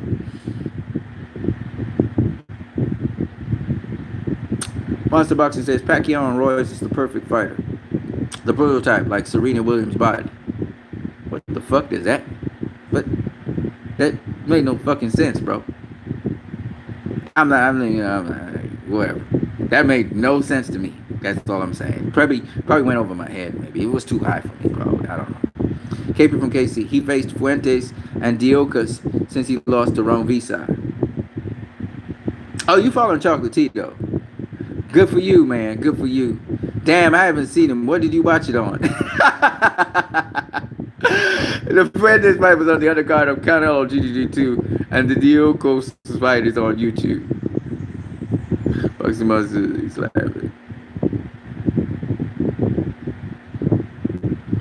That joke, I missed that joke. KP from KC5 says, he also said Danny was better than Sean. Sean beat Danny, though. Who said that Danny was better than Sean? Terrence Crawford? He might have said that. I don't know what the fuck he was smoking. It's just shit talk. Boxing Monster says, make up your damn mind, Sergeant. Did Pacquiao beat Thurman, or did he get lucky by running out of time? Stop double talking. Oh, you commenting to me about what I said about Pacquiao and Thurman? Thurman was whooping that ass. You know that he was whooping that ass late. If it wasn't for that body punch, which that's what makes Thurman the most vulnerable of the welterweights right now, top guys that is. Wasn't for that body punch, you know, Thurman would have put it on him. He'd have put it on him. It was a close fight. It was called split decision win. Weren't you watching it? I guess you wasn't. Tangible Boxing with the dick up, tearing his dick off, fall up his ass. He be laughing. KP from KC says Postal and Burns. Best wins? Gamboa and Burns. Not even Postal. You got to look at the quality of opponent. And Burns ain't really all that, but I mean, he tried. Tangible Boxer says Kell was not number one. Keith Thurman was. Nope, wrong. Ken Thurman was the number one welterweight in the world. Go read it. Go check it out again. Tangible Boxer says Lamont Peterson, a legend. I just spit my drink out. Yeah, he's a. I don't know about legend. I don't remember saying he was a legend. Maybe I did. Maybe I didn't. I remember Lamont Peterson being a legend. I said Pacquiao was a legend. I didn't say none of them other guys was legends. I said Pacquiao's a legend. I don't remember saying Lamont Peterson was a legend. Maybe I was misspeaking there. Now Lamont Peterson's not a legend. See, maybe his dick so far up your ass, you didn't realize I didn't say he was a legend. Boxer Monster says Lamont Peterson is built up to make spectacle. Fuck out of here. Are you serious? Dude, Lamont Peterson is the guy that faced Danny Garcia that y'all argued beat Danny Garcia. And Danny Garcia got the nod. And he was beating up Danny Garcia's ass in the last rounds. I'm not going to lie. He put ass whooping on Danny Garcia for 10, 11, and 12. He was ass whooping Danny Garcia. I'm not going to lie to you. Right? He faced Danny Garcia. I'm trying to remember who he faced for the WBA regular title. I don't know who it was. I have to look it up. But he faced Lucas Matisse. He beat Amir Khan, even though Amir Khan dropped his ass early in the fight. They penalized Amir Khan for pushing that shit, though. You could argue Amir Khan won that fight, but whatever. He beat Amir Khan. He beat a lot of good fighters actually coming up. Especially at super lightweight. He's got a lot but those guys, Timothy Bradley actually faced some of them guys that were world champions and shit. And Lamont Peterson came back in. What the fuck is wrong with you?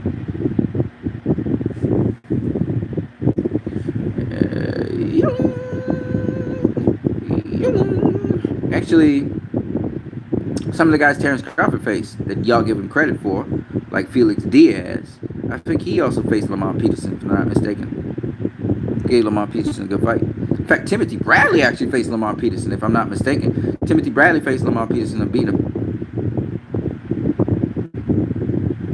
Let me see here. Felix Diaz is a good fighter. What the fuck just happened to my phone? Oh, the phone. Yeah, so, yeah. See what else you guys saying in this live chat. Y'all be talking like a motherfucker. What are you guys doing? Just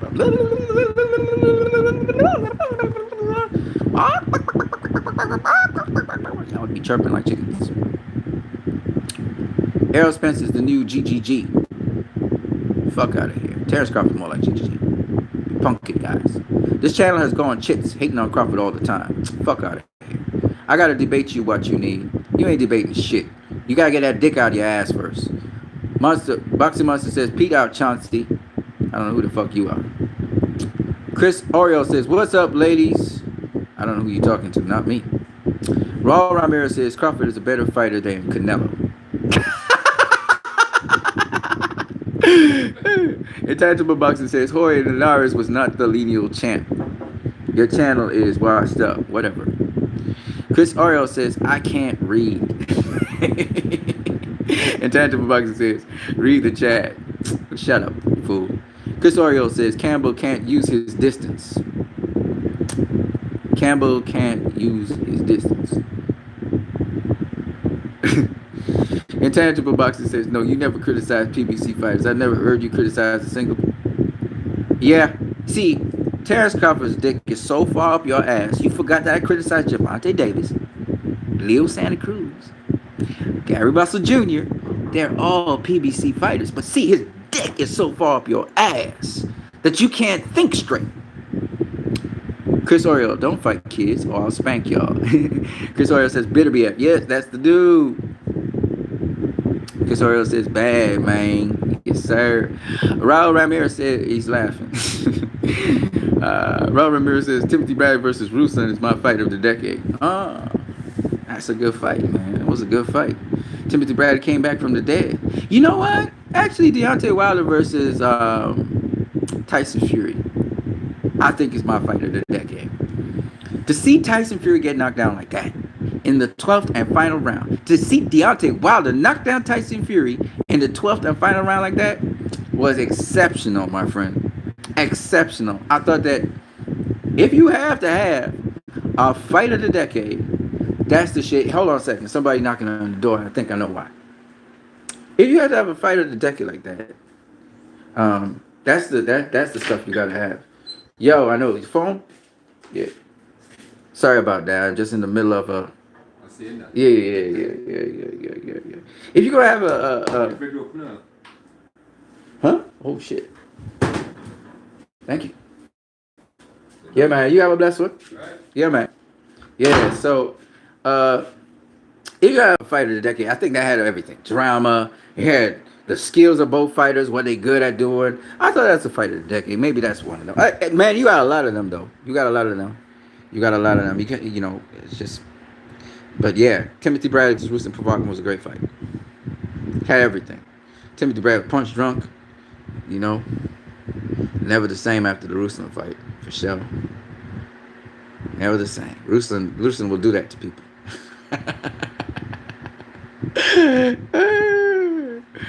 Raul Ramirez, nice stuff, bro. Chris Oriol can't be a fighter of the decade. I think there's too many. Fighter of the decade or fight of the decade? Intangible Boxing with Terrence Crawford's dick up his ass. I'm gonna call you dick up his ass from here on in. Dick up his ass. Say, what kind of suspect stuff is you saying? That's dick up his ass. Raul Ramirez says you don't have to downgrade what you need's channel just cause you don't agree with him. Don't worry about that, Raul Ramirez. We just shit talking. It's called shit talking. I'm gonna call him dick up his ass from here on it. Cause he's not thinking straight. Chris Oriol, a price always leaves great people behind. I don't know what that means. Intangible Boxing says, you said Canelo ducked Charlo though. He did. So he didn't duck Charlo. He didn't duck Charlo. He ducked Charlo. He's not facing Charlo. Has he faced Charlo? Jamal Charlo was his mandatory. Has he faced him yet? Okay then. Chris Oriol says Canelo ain't ducking no one. Yeah? Then you should face Demetrius Andrew. And Jamal Charlo. No, he's not. He didn't face those dudes. And those guys have been chasing him down since 154. So obviously he's avoiding them. And he literally verbalized that he is not interested in facing. He verbalized it. He said he's not interested in facing Demetrius Andrew. Which means he doesn't want to face Demetrius Andrew. Okay? He literally said that. He didn't say anything about Jamal Charlo, to be fair to him. But his actions betray him. He went up 2 weight classes. When we say duck, this is shit talk we're talking. Obviously, in the actual sense of the word, he didn't duck anybody. But in shit talk, hell yeah, he ducked. In shit talk, because we're talking shit talk, remember this whole video is on shit talking. In shit talk, Danny Garcia ducked Lomachenko, and Danny Garcia ducked Yuriorkis Gambo. That's how people perceive it. Right? So we're just shit talking. That's why Terrence Crawford said, Mikey, come on now. You ducked Gamboa. That's the guy I faced. In the end, you ducked Lomachenko. You went up 2 weight classes. Lomachenko wanted to get your ass. And what do? You jump up and try and face Errol Spence. And guess what Canelo did? He jumped up 2 weight classes, so he had to face Jamal Charlo. And Demetrius Andrew. Been ducking that motherfucker since 154. Oh, come on, man. We have to tell the truth. You can't have people's dick up your ass like how fucking dick up his ass is behaving. Dick up his ass is defending everything with Terrence Crawford, tooth and nail. He would even defend that Terrence Crawford got the best resume in boxing today. It's some bullshit, man. Think straight. Accusing me of being an LDBC guy. What the fuck? LDBC don't recognize my ass. I'm not even a part of the LDBC. Call him our PBC guy. What the fuck is that? You got Terrence Crawford dick too much far up your ass, man. You're not thinking straight. You obviously not thinking straight. We are shit talking people. So this is why it's shit talk. So it's free. It's free. It's like a fight board. I don't personally have anything against Intangible. So don't take it too personally. Why should Canelo duck Demetrius Andrade and Jamal? Ask Canelo. Canelo said that Demetrius Andrade is boring. He said he's not interested in facing him. He got to get a name. And Demetrius Andrade trying to get a name. He better get a name. Because his ass being ducked. And guess what? Nobody cares. The fans don't care. He got to do a Terrence Crawford. He got to start calling these fools out, clonging them on social media. He got to do like Erislandy Lara, show up in their events, show them up and say, hey, man, I want to fight, man. I want to fight. He got to show up and keep on doing that shit. He got to just knocking on the door all the time. That's how he going to get a fight. How's they going to figure it about him? They're going to do what the famous four did to Mike McCallum. Gotta be relentless. That's what Terrence Crawford's doing, and I applaud him for that. Intangible boxing. See, I don't have Terrence Crawford dick all far up my ass so I can't think straight. See, I can think straight. These other guys here who are dick suckers and dick fuckers, right? They can't think straight. So they're accusing me of all kinds of wild, crazy shit. When anybody who is not partial and is listening to me will realize that I'm straight down the middle talking the truth. Tangible boxing. We'll see what happens when Spence Crawford rolls around. Man, that Terrence Crawford talking right there. What the fuck is Spence Crawford roll? So why does Spence Crawford have to roll around first? Why can't it be Porter versus Crawford? Why can't it be any other fighter versus Crawford from the PBC that's top 10 guy? No. When we say PBC, but like I said before, you don't even have to be a PBC fighter. We got fighters outside of the PBC. Just face somebody who's top tier or close to it. He's not facing nobody. That's the problem we all have critique on. And he has opportunities to face people. And then when the opportunity comes, he's saying, oh, I'm not interested. Or, you know, they make some sort of fucking excuse. Like how they lied about Kell Brook not wanting that fight. They lied about it. They circulated this fucking rumor. It's bullshit.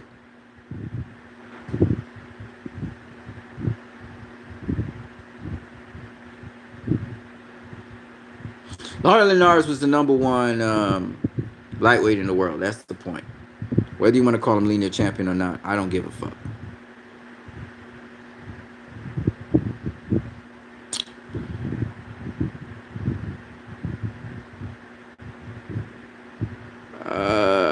Okay.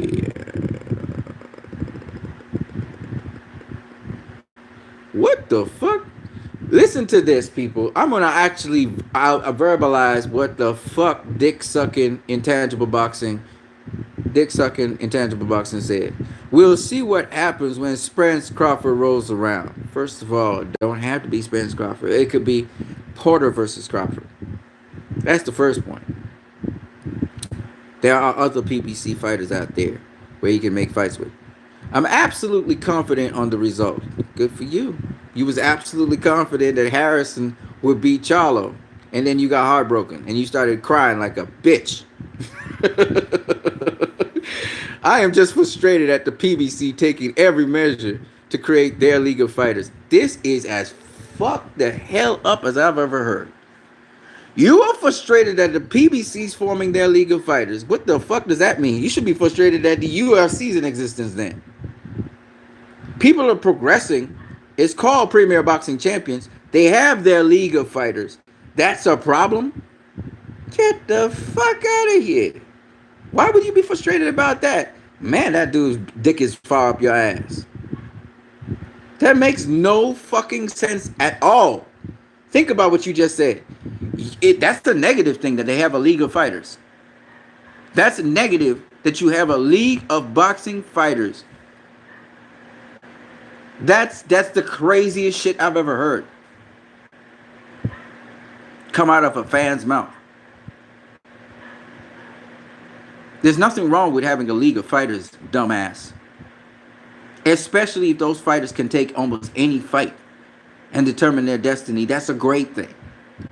That's not a bad thing. That makes more opportunities for people to see the fights they want to see. And sort of has a banner where you have an even playing field with even rules. What you really probably mean is you don't want to have an exclusive League of Fighters. But having a League of Fighters under one banner means that you can regulate it much better and much more easily.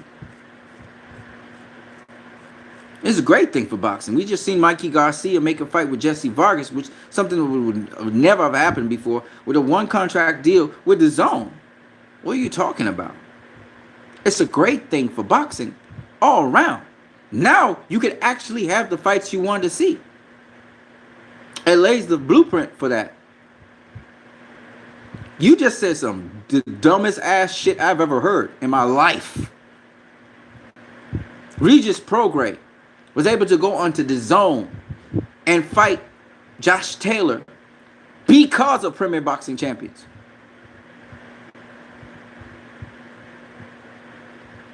What are you talking about? Errol Spence versus Terrence Crawford, which you take for granted, is going to happen because of fucking Premier Boxing Champions. It wouldn't happen any other way. It would be very difficult any other way. I don't know if you even understand what the fuck you just said. It's so dumb. It's so stupid that I don't know what to say.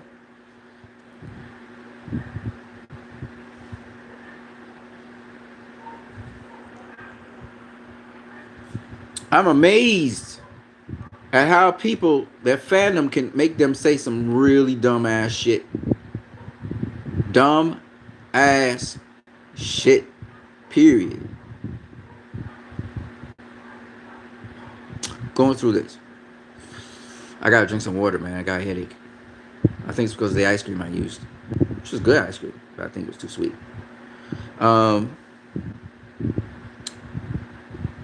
Chris Oriel says Canelo right now would KO Jamal Charlo. Easy. I don't know about that. I don't know about that, buddy. He KO'd Kovalev, but that's a Kovalev that we could always say was weight drained somewhat. Always has stamina problems going distances. Jamal Charlo's not that kind of dude, so I don't see him KOing Jamal Charlo easily. I'm sorry, bro. I just don't see that. Ron Ramirez says there are no friendships in the sport of boxing. Correct. When you're going to fight, if you're really a friend of a guy, guess what? You're going to give him a payday. And then y'all going to go at it. You know, Ron Ramirez says, period. I agree with you 100% there, brother. Chris Oriel says, we don't know what happens in the meetings between fighters and managers. It's all money talk. Yeah, of course. It's prize fight.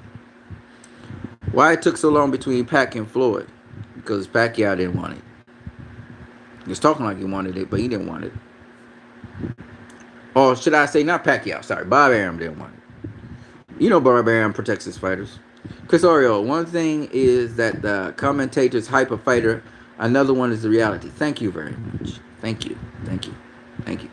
And we must be able to sift through the bullshit and know reality from fiction, from promotion. All right? Bob Arum is going to promote his fighters and say they're the best things in sliced bread. He's supposed to do that. He's the promoter. He's supposed to shit talk. Terrence Crawford's supposed to shit talk. He's supposed to think he's unbeatable. He's supposed to think he's the best. All right? There's nothing wrong with that. I'm not saying that he's not the best. I'm not saying that, oh, Terrence Crawford, man, I used to say that he was too small. I thought these guys would mow him over. Now, I'm not going to say that. I'm not going to say that at all. But I'm not going to say he's going to dominate everybody.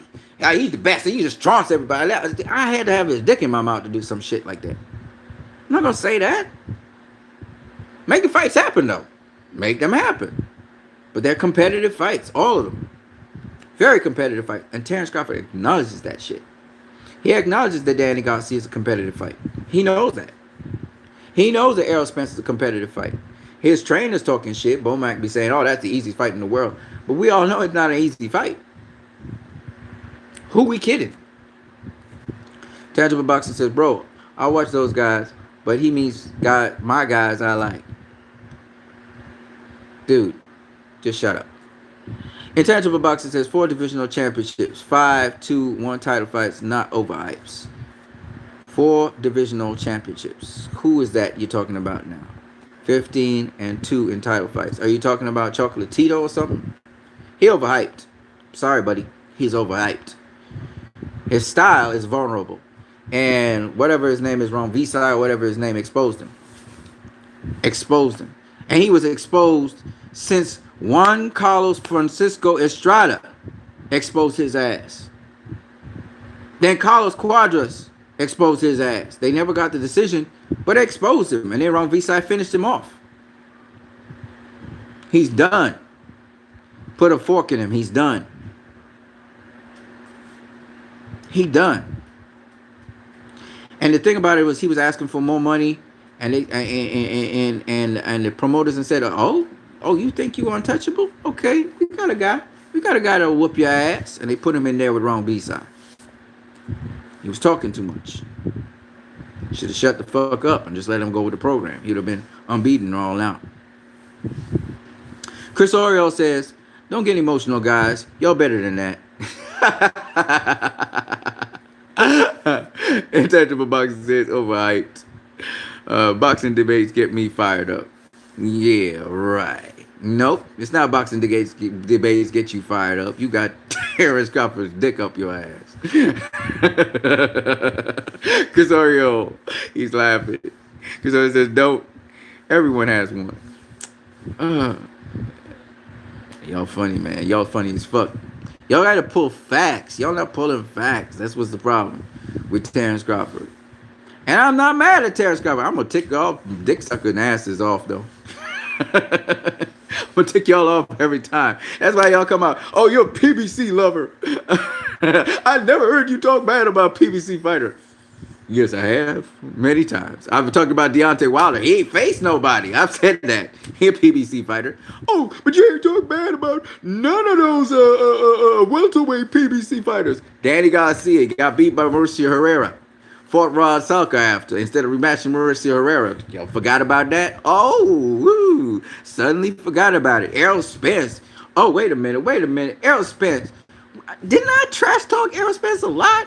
I've been in on his ass for a while. But you forget about all of that shit too. Because you so busy sucking Terrence Crawford's dick. What I mean by that is, you embrace every single word he says as truth, as law.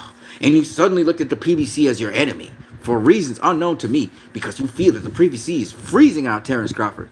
So yes, they're docking him. No, whatever Terrence Crawford says, we're gonna follow.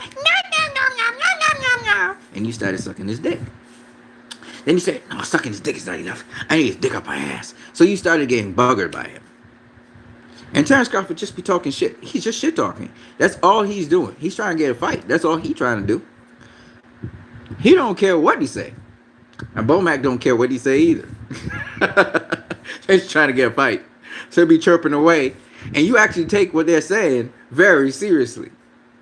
You're not able to sift between fiction and facts.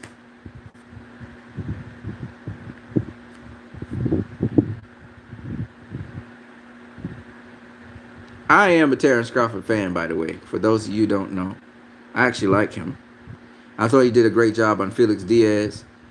That's what it really did. The fights that really impressed me were the Felix Diaz fight and the other guy. How he put those guys away.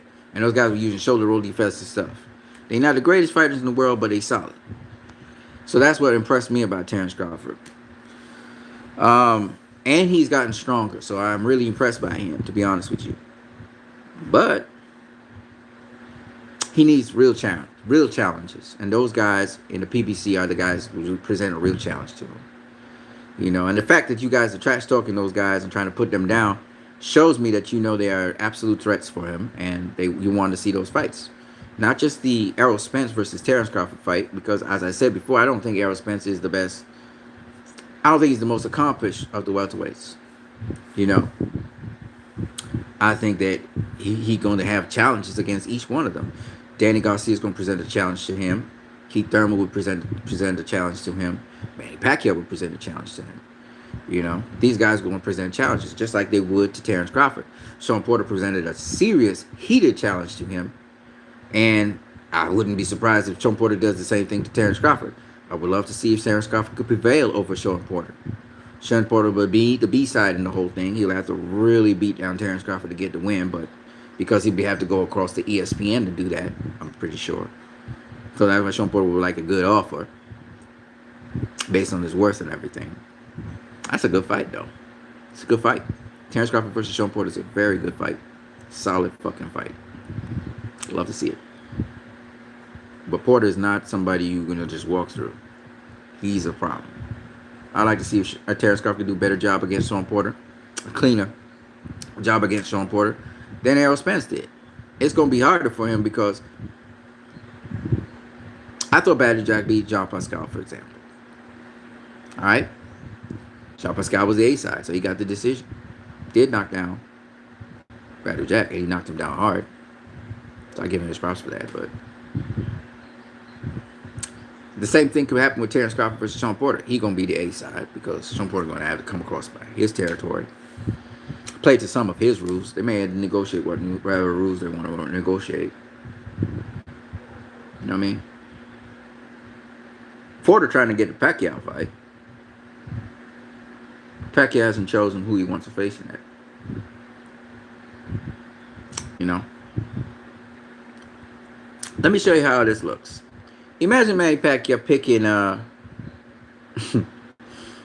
he goes and he picks Sergey Lipinets to face next. How you guys gonna feel about that? Right? After everything said and done, he faces a Sergey Lipinets. Ain't that a disappointment? Let's say he goes and he faces up Egidijus Kavaliauskas. He say, "Oh, okay, let me face Terrence Crawford's opponent." How you guys gonna feel about that shit? Let's say I'm gonna flip the tables on y'all. Danny Garcia turns around and says, "You know what? I'm gonna face one of Terrence Crawford's opponents, Egidijus Kavaliauskas." How you all guys gonna feel about that?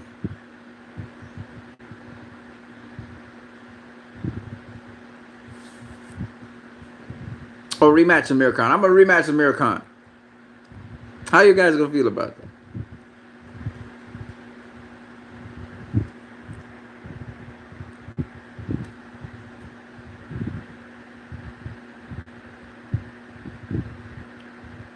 I've been having a headache for a little while since I eat the ice cream.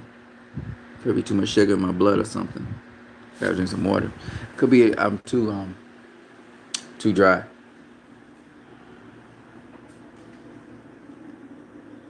Raul Ramirez says, "Who are your slickest fighters in boxing?" I don't know, man. I don't know. Currently, I don't know. Slickest?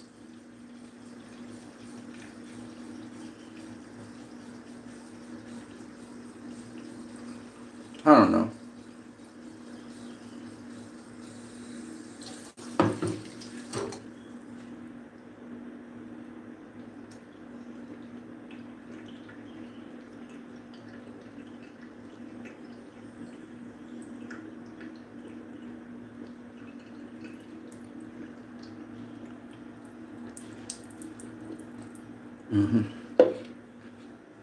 Slickest fighters in boxing?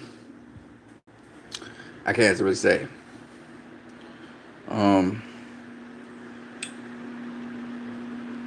Slickest.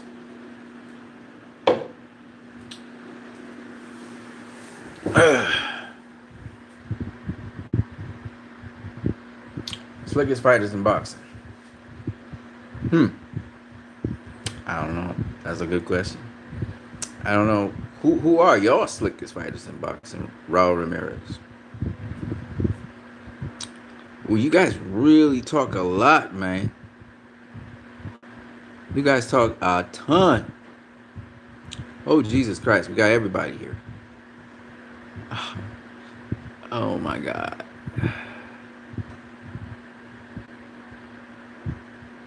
Chris Ariel says, no farts today? Nope.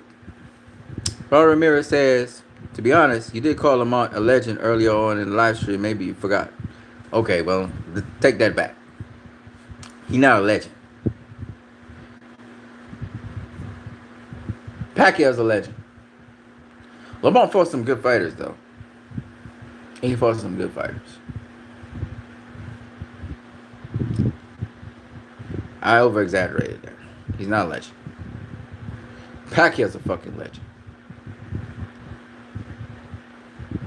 Sometimes I misspeak, that's all.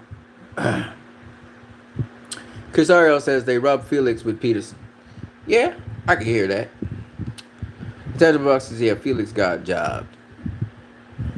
Tangible Boxing says Wilder Fury was not the fight of the decade. It was a complete snooze fest with Wilder swinging windmills, missing, and Fury was throwing powerless jabs until Wilder almost stretched him.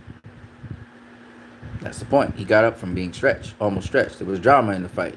Fury was showing how much he could box. He was smooth and everything till he got dropped in the 9th, and then he got splashed in the 12th. Got back up. You know, it's fucking crazy. That's what makes it a fight of the decade. He got back up from being splashed in the 12th. Got back up and started beating Wilder's ass up. It's fucking crazy.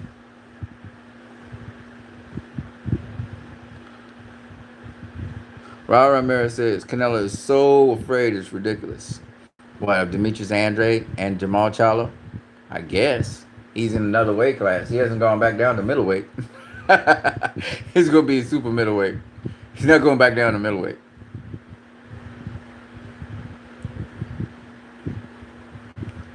I'm not saying he's afraid. I'm saying he ducked him.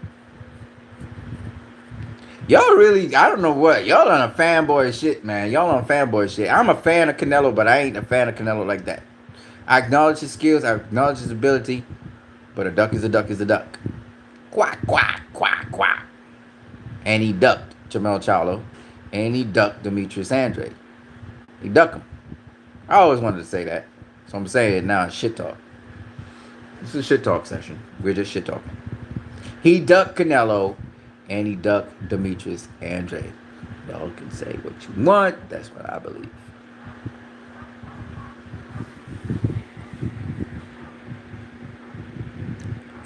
Ooh-wee. I gotta drink a whole ton of water. Let's see what's up with me. I got a headache. My eyes are red. Not too sure why I had the headache.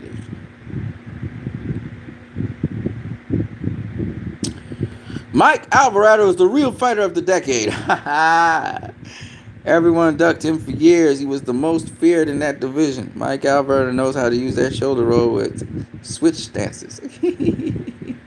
All right, man. Since I got to keep it a buck, Demetrius Andrade is the most duck man in boxing right now.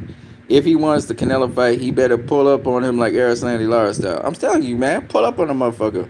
I don't care what fight he is. He can fight at 168, 175. Pull up on him and be like, hey, ninja. You went up to a different weight class just to avoid me? I'm still going to fight you. Let's make it happen.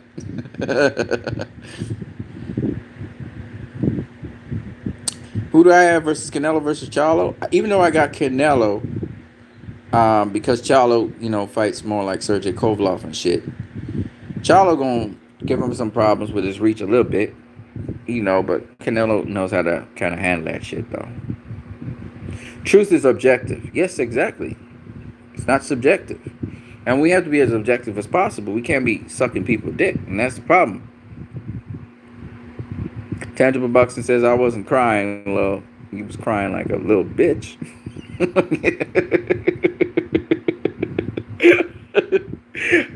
Hey, man, don't take it personally. Don't take it personally. I'm just joking. This is called shit talk. I'm just shit talking, okay? I was pretending to cry for views.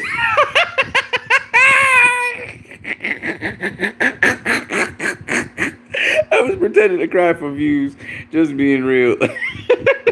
That's the worst way to try and get views. What are you trying to get him to do? Pity you? Oh, shit. Yes, but the PBC doesn't want to work with anybody. See, Mike Alvarado is also taking over you. Not only sucking... I can't continue. I'm talking too much shit.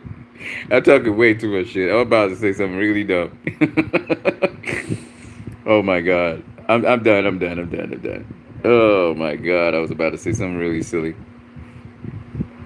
Yes, but the PBC doesn't want to work with anybody. That's true, brother. Regis Prograis is not an Al Heyman fighter. Okay, whatever. Mike Alvarado TBC's top rank needs Mike Alvarado versus Crawford. That's way better than Porter, Spence, and Pacquiao fight. You know, you were absolutely right, Mike Alvarado TBE. You know, it's even better than the Mayweather versus Crawford fight. You know Crawford called out Mayweather? That's right. He called out everybody. Mayweather's ducking Crawford. Mayweather's ducking. Mayweather is ducking Terrence Crawford. Mayweather should face Terrence Crawford tomorrow.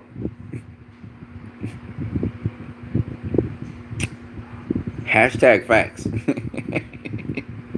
Tangible Boxing says, if you use StreamYard, I wouldn't hesitate to debate you. I can't. With the phone, I can't.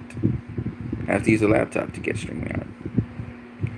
So you know that's an impossibility, so that's why you put it forward, Reggie. Chris Oriole, Kovalev fight was a joke. I mean, you got to give Canelo credit for going up two-weight class and facing Kovalev. Kovalev boxed his eye off. He boxed his socks off. He was boxing like a motherfucker. So I hand it to Kovalev. I hand to Kovalev that. I'll give him that. Mike Alvarado TBE says, who you got winning, Jake Paul or Anderson Gibb? That's a good question. I don't know. We'll see. Paul Ramirez 17 says, Roman Chocolatito is the greatest boxer I've ever seen. My gosh, he's so good.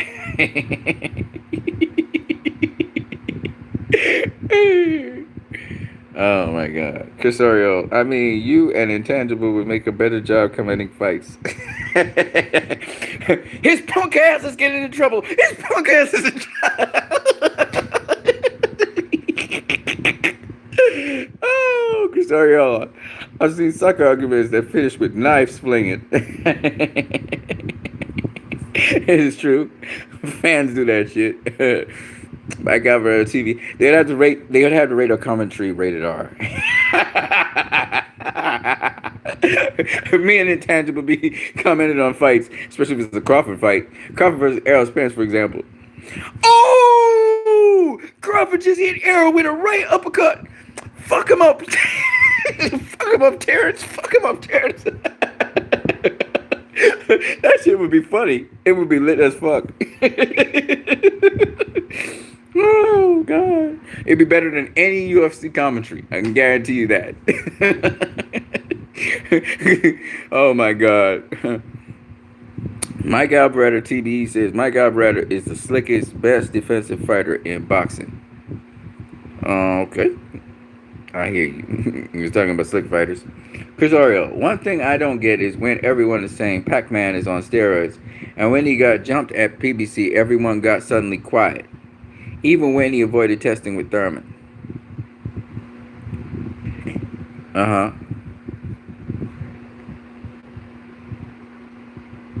He did it with Morales and Barrera. Say it again because I didn't understand what you were saying.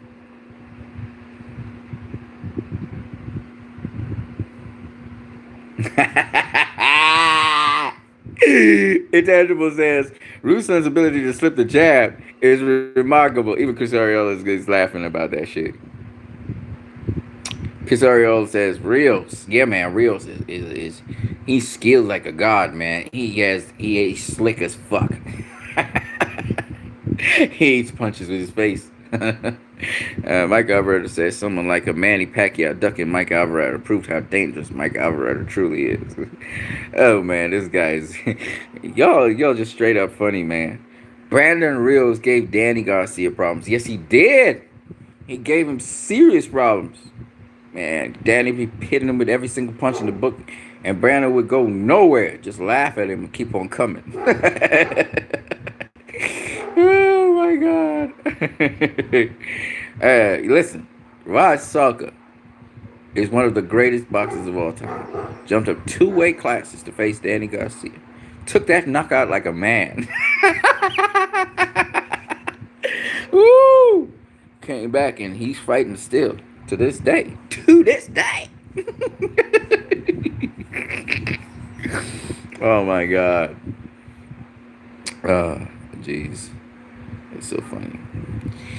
Yes, man, ladies and gentlemen. So that is Shit Talk on what you need. We shit talk 24/7 sometimes. We will shit talk straight through.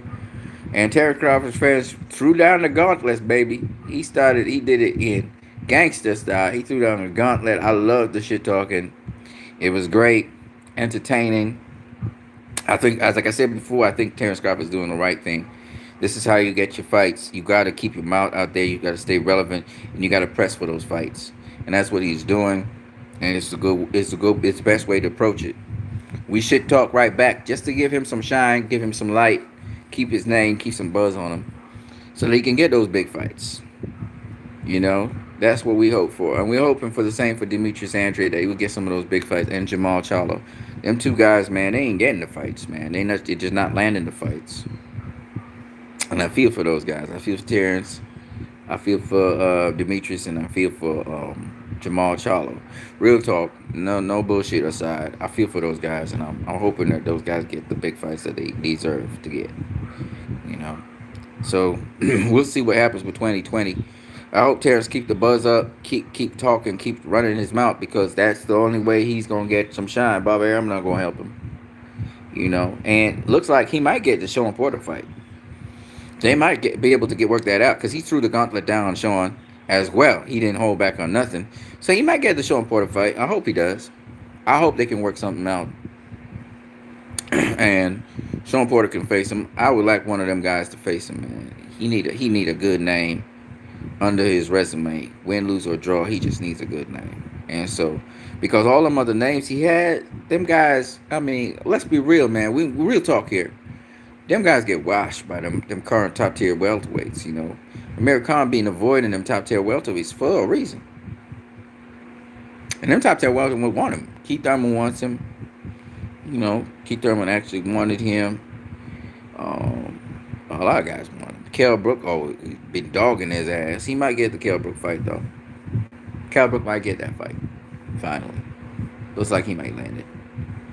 Kell Brook been dogging him, and Errol Spence been wanting to get Amir Khan, but he's also tried to get Keith Thurman as well. These are fights these guys want to get. But Errol Spence want everybody. He want everybody. He's like, man, I don't care who they are. I want Danny Garcia. I want Keith Thurman. I want Terrence Crawford. I want Manny Pacquiao. I want them all. Sean Porter trying to get rematches and all kinds of shit. Them boys be trying to get what they can get. That's the welterweight division. In the middleweight division, it kind of stale. Gennady Golovkin look like he gonna fight all his mandatories from here on in. I hold on to that IBF strap and hope for Canelo fight. You know, it's sad what's going on up in there. Canelo should vacate the WBA title if he's not gonna come back down to middleweight, so somebody else could get it. Jamal Charlo, he in his own lane. Demetrius Andrade, he in his own lane. So them guys ain't going at each other. Demetrius Andrade would love to get a Triple G fight. You know. Jamal Charlo, he's not so interested in a Triple G fight, but you can say he would go across the zone for a Triple G fight, Canelo fight. He should keep everything open, all his options open. He should be like, you know what, Andrade, any one of them champions, Andrade, Triple G, Canelo. He should stay open to anybody. Just get anybody right now. Anybody better than what he getting currently. So he's trying to get one of them top guys. Shoot for it and just go for it. It doesn't matter which one. Go for all of them.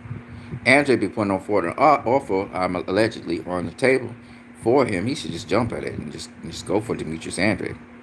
Get it over with. And see which one of them young bucks come out winning. It's a win-win situation, because whether you get an O, a draw, or a win, you will have that name under your belt. You prefer to win it. But if not, you still have faced Demetrius Andrade. You got one good name under your belt. Maybe you lost. Maybe it's a competitive fight and you lost, but you got a good name. And that's what you got to do out here. You can't be like sidestepping and just trying to... It's like trying to fight for, small fish when you can get big fish. Get the big fish. Have a go at it. That's what Sean Porter be doing. Go at the big fish. Everybody want to be like Floyd Mayweather. Have no O. Man, that's bullshit, man. Just get yourself in position. And, of course, you want to keep your O. But what good is an O if you had a career like Triple G, where you ever O, didn't face nobody? When you finally face somebody of note, you lose. You lose. So it's better if you're facing these guys as soon as possible to challenge yourself. See? And you don't lose. Look at Sean Porter. He's lost to King Thurman. He's lost to Errol Spence. He's lost to Calbro. He's not a loser. He's still top tier. One of the better top tiers because he's faced those guys. That's why we mentioned in him against Terrence Crawford. Maybe he doesn't win that fight. Maybe he does. Whether he wins or loses, he would have had Terrence Crawford on his belt. And maybe he beats Terrence Crawford. I'm definitely not ruling him out. It's a good fight.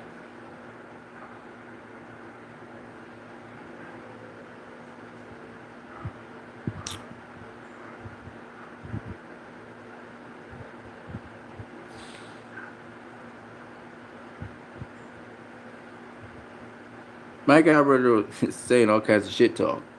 So that's fair talk. Danny Garcia also fights up and down to competition. I don't know about that. Mike Alvarado TB says, Mike Alvarado pretended to lose to Rios because he felt bad for Rios losing too much. Chris Oriel says he avoided Vado with Keith. Who's that? Pacquiao? Okay. Manny with no Vado equals more with combat destruction. Chris Oriel laughs. I don't care, man. Honestly, right now, I'm just talking about, wow, that's important that these guys get drug tested. Facts are, he still beat Keith Thurman, and that's what it is. That's what it is. Raul Ramirez says, in all seriousness, Canelo will eventually fight those guys you mentioned. We all said he would never face Trout. I never said that. I never said he never would face Trout. Cotto, I never said he wouldn't face Cotto. GGG, I never said he wouldn't face GGG. Who's this we we're talking about here? And Erislandy Lara, I never said he wouldn't face Lara. But he faced him so far. Especially Lara. You're not saying nothing I don't know. Like, I'm a Canelo fan. You're not saying anything I don't know. My point is, you saying he will eventually face Demetrius Andrade. I'm saying the way how he moved this time around is a bitch move. That's what I'm saying. He got a lot of money, though, but he bitch moved. And for y'all who don't want to acknowledge that, that's your problem. See, I call a spade, and I'm a Canelo fan. I don't keep people's dick in my ass. I don't have people dick up my mouth like that. None of them. Not even Floyd. None of them.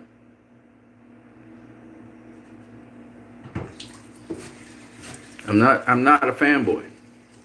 Not like that. Y'all live and die by fighters. I don't do that. I'll defend fighters who are unfairly treated. I'll acknowledge the greatness in them, the qualities in them. I always do that. But I call a spade a spade.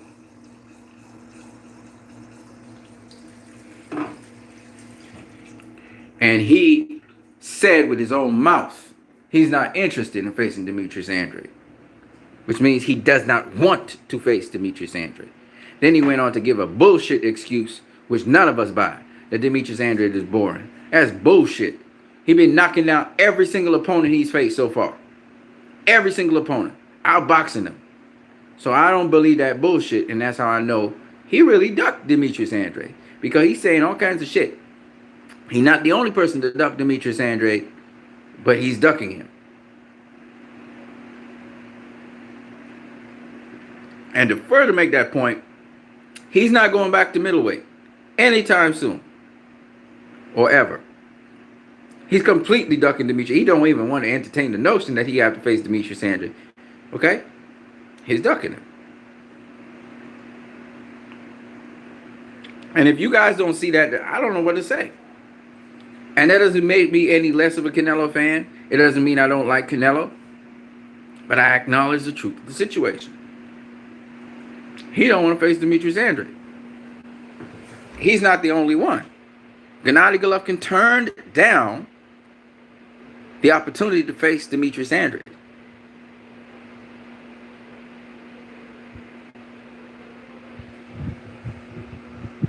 And he also did not face his mandatory, Jamal Charlo. Them two guys being ducked like the plague by Gennady Golovkin.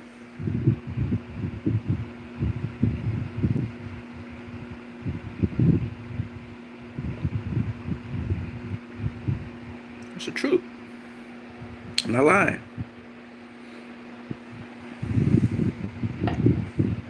I think I used too much sugar today. So I get a headache. So whether you guys want to go and say eventually he will face those guys and blah, blah, blah, blah, blah. I'm not buying that shit right now. A duck's a duck. Until he does face those guys, a duck's a duck. He's avoiding them. Okay? Because he's not going back 160. He's probably going to face Callum Smith or Billy Joe Saunders at 168. And those guys been hunting him down. They want to face him. Well, everybody want to face him. Who doesn't want to face him now? Right? And that's true. I'm not trying to lie. I'm not trying to... Just because Canelo's a good boxer and everything, and he's been doing great things and accomplishing great things, doesn't mean I'm going to lie about him. Just because I like him. No.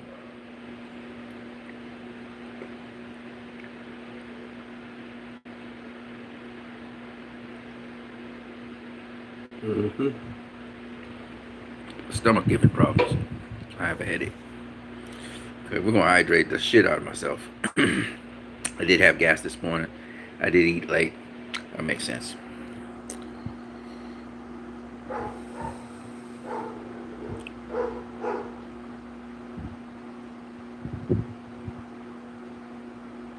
Raul Ramirez says, I'm definitely not saying he didn't duck those guys. Oh, okay. Fair enough. Casario says, Andre's situation is making me cry. I guess he's not a big money fight compared to the danger. Yeah, that's it. Risk versus reward. And Canelo be saying, you ain't got no big name in your legacy, so I ain't facing you. And you don't want to face him for that. I get where Canelo's coming from, but not good enough. You say you wanted to unify the division, all that bullshit. Why'd you say that then? And then when it comes to Demetrius Andrew, you stick it and you be like, how can I not face this guy? You can see there was a pause. Then you realize it was Demetrius Andrew he had to face next. You know it was a tough fight. It's a tough fight. And I don't know why he didn't just jump to the fire in that one. But he was like, nah, not this one, not this time.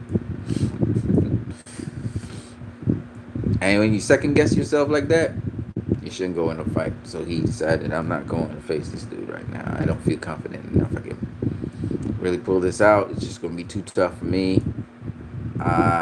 For the money, I don't think so.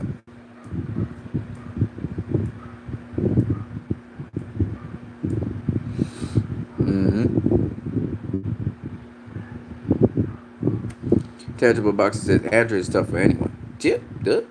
We all know this. They know it since the amateurs he's been tough. Sean Porter's a tough ass for anyone as well. Ain't nobody really fired up to face Sean Porter like that. Errol Spence wanted to smoke. He realized, oh shit, the smoke was a lot. He got the smoke. Came out on top, but I guess the knockdown helped him. But there was some smoke. That was some smoke, boy. Andrade and Porter, they spar all the time each other. Kiss Oreo, I hear you, yes. Andre would have been tough for Floyd Mayweather Jr. Fuck yes, of course. But Floyd Mayweather Jr. never really fought in that weight class. Thankfully, he didn't have to face. If he had faced Andre at 154, that would have been interesting.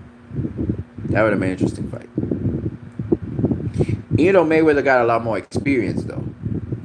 He got a lot more experience. That's the thing with Mayweather. He and Pacquiao got a lot of experience. And who it was saying, I think he was even in the shit talk that Terrence Crawford friend was saying, he realized that Pacquiao has developed a lot more. He's a lot more patient. little bit more wily. He's a little bit more tricky. You know, Pacquiao is a lot. You know, and that's the thing. A lot of people say, "Oh, it's about being in your prime." Well, not necessarily, because sometimes the guys who are out of their prime are a lot more trickier, a lot more. They got a lot more craft. They got a lot more skill. They got a lot more trickiness. You know, they're a lot smarter than when they were younger. You know, and so what we call veteran tactics.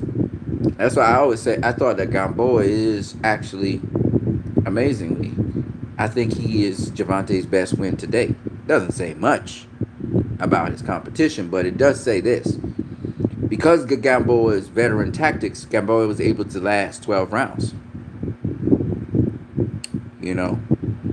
So I think that the older a fighter is the more they picked up in the sport. They got a lot of experience, and certain situations they know how to handle them, and so they are able to, you know, be a lot more wily and a lot more tricky in certain situations. And I think that's what happened with Pacquiao. So the younger Pacquiao, I think, with the way he went, got stopped by Keith Thurman. The older Pacquiao is much more tricky in terms of his defense and other things, so that he's not as easy to hit as the younger Pacquiao would have been. Takes risks, but a calculated risks. So he's actually more dangerous. You know, and once they take care of their body, you know, they always have an edge on the younger fighters. That's what Lomachenko has over all them young cats. Young cats have the youth and strength. Lomachenko got the experience, you know, mostly amateur experience, but he got experience over them guys. And he's faced much tougher competition than all them guys. So he's got a lot more experience. And he'll have all these veteran moves that he could do.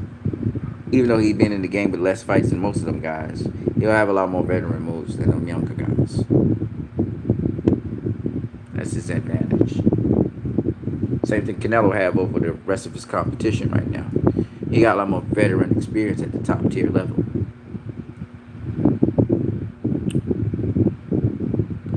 And it's bad business for the danger intangible. Yeah. Andre right now, that's what they calculate, risk versus reward. They're thinking, oh man, I don't know if DAZN gonna really get a lot of subscribers from an Andre versus Canelo fight. Which I'm telling you, they'll get a lot more subscribers than if Canelo faces a fighter who everybody expects him to beat. They're going to get more subscribers. Andre is just that tough. It's a tough matchup. And I don't know why these subscription services don't realize that what fans want to see competitive fights. They want to see competitive fights. That's what UFC is all about. It's about competitive fights. And the commentators, if they can be excitable about those things, make exciting fights. The fight itself don't have to be as exciting as the commentating.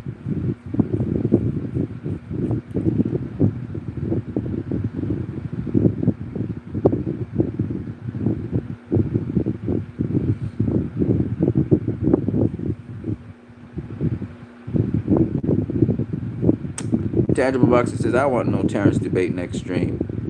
You want no Terrence debate next stream. We got to cool down a little bit. I'm just shit talking, guys. Oh my God. I like Terrence Crawford. Y'all tripping, man. Y'all really trip. Really, seriously. Y'all get so deep into Terrence Crawford, I'll be like, what? I've debated people on Terrence Crawford on social media and stuff, but I like the dude. I like what he's doing. I like where he's going. I'm not a Terrence Crawford hater. Just shit talking. I hope he gets the fights that he needs to get. Pisario says, it's always the same. My wife is a nutritionist. What you need. No sugar excesses, bro. Man, but it's not really so much sugar. It's my stomach. See, my stomach affects my brain, my head, circulation, all that, my nerves and all that stuff. So I'm having a headache right now because I didn't eat this morning, and then this afternoon I had 3 doubles. I don't know if you guys know what a doubles is.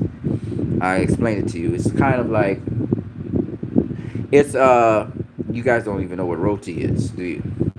All right, so a doubles has things like garbanzo beans. You know what garbanzo beans is? In my country, we call it chana. So that's a kind of bean. Garbanzo beans. We use curry in it. So it's got garbanzo bean curry. It's got a mango sweet sauce with that curry. And then with that, now you got the seasonings, all these nice little seasonings with it. And then you can throw in things like cucumbers that are shredded. So that's kind of like your coleslaw. And it's hot. And the skins, there's two skins that are put around it. These are flour made out of, it's not made out of flour, sorry. It's made, right, it's made out of something called split peas. So it's like a sweet sour sauce. And you can add pepper and you can add other sauces to it. It's really tasty. It's really nice. I had 4 of those this after not eating the entire morning. So I have a lot of gas built up in my system. And then after that, I used ice cream. I used something called sorrel ice cream. I don't know if you guys know what sorrel is. But it's something used at Christmas time. It's really nice. But it's an ice cream. But the ice cream doesn't have any milk in it. That's right. It's made out of sorrel and coconut. It tastes really good. And it had cane juice in it. Sugar cane juice. It was really great. But apparently, when I used that, it dehydrated me a little bit too much. And the gas right now is giving me a headache. So while I was talking and stuff, carrying on with you guys, I actually started getting a splitting headache.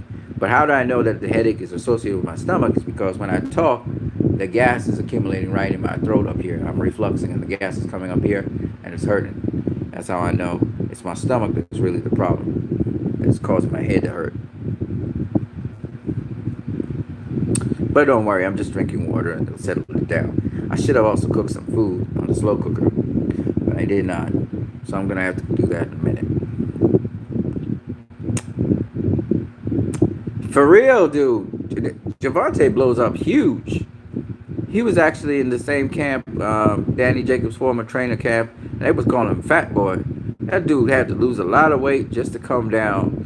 He eats like a motherfucker. He eats like Adrian Broner. That's where Adrian Broner is a bad influence on Javante. They eat like a motherfucker, man. They eat everything. They just be eating like cows. And they blow up in weight after fights.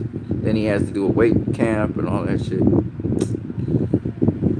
Javante, that's the one thing he don't have discipline with. Outside of fights, he doesn't stay in shape.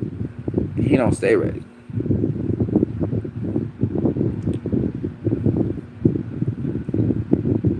Chris Ariel, Terrence is the truth to me, but opinions again. I'm not saying he's not the truth. I'm just saying there are a lot of truth guys out there. Errol Spence, Sean Porter, they all have accomplishments like Terrence Crawford does. He now joining the big league. That's all I'm saying.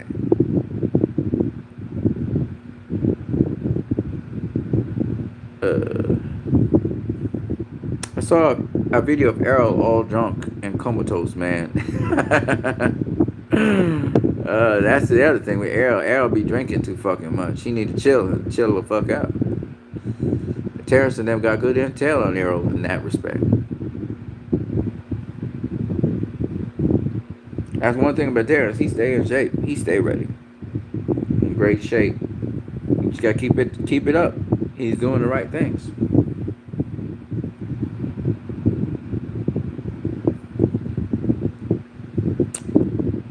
Chris Ariel says, those are friends, intangible. Shake my head. Who's Errol and Terrence know all them guys. Terrence and Bomac know all them guys. All them guys know each other. Since the amateurs, they know each other. All of them. Sean is the oldest of them. Sean used to be the mentor to a lot of them. He used to fight in a higher weight class. You know.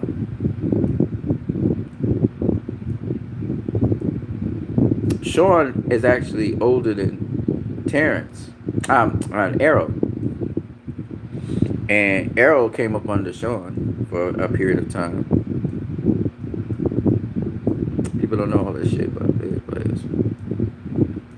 Errol used to look up to Sean. A lot of them guys used to look up to Sean. Now they're calling him Street Fighter and all kinds of shit talk. And Sean and Errol are friends. Just so you guys know, you know, it's not.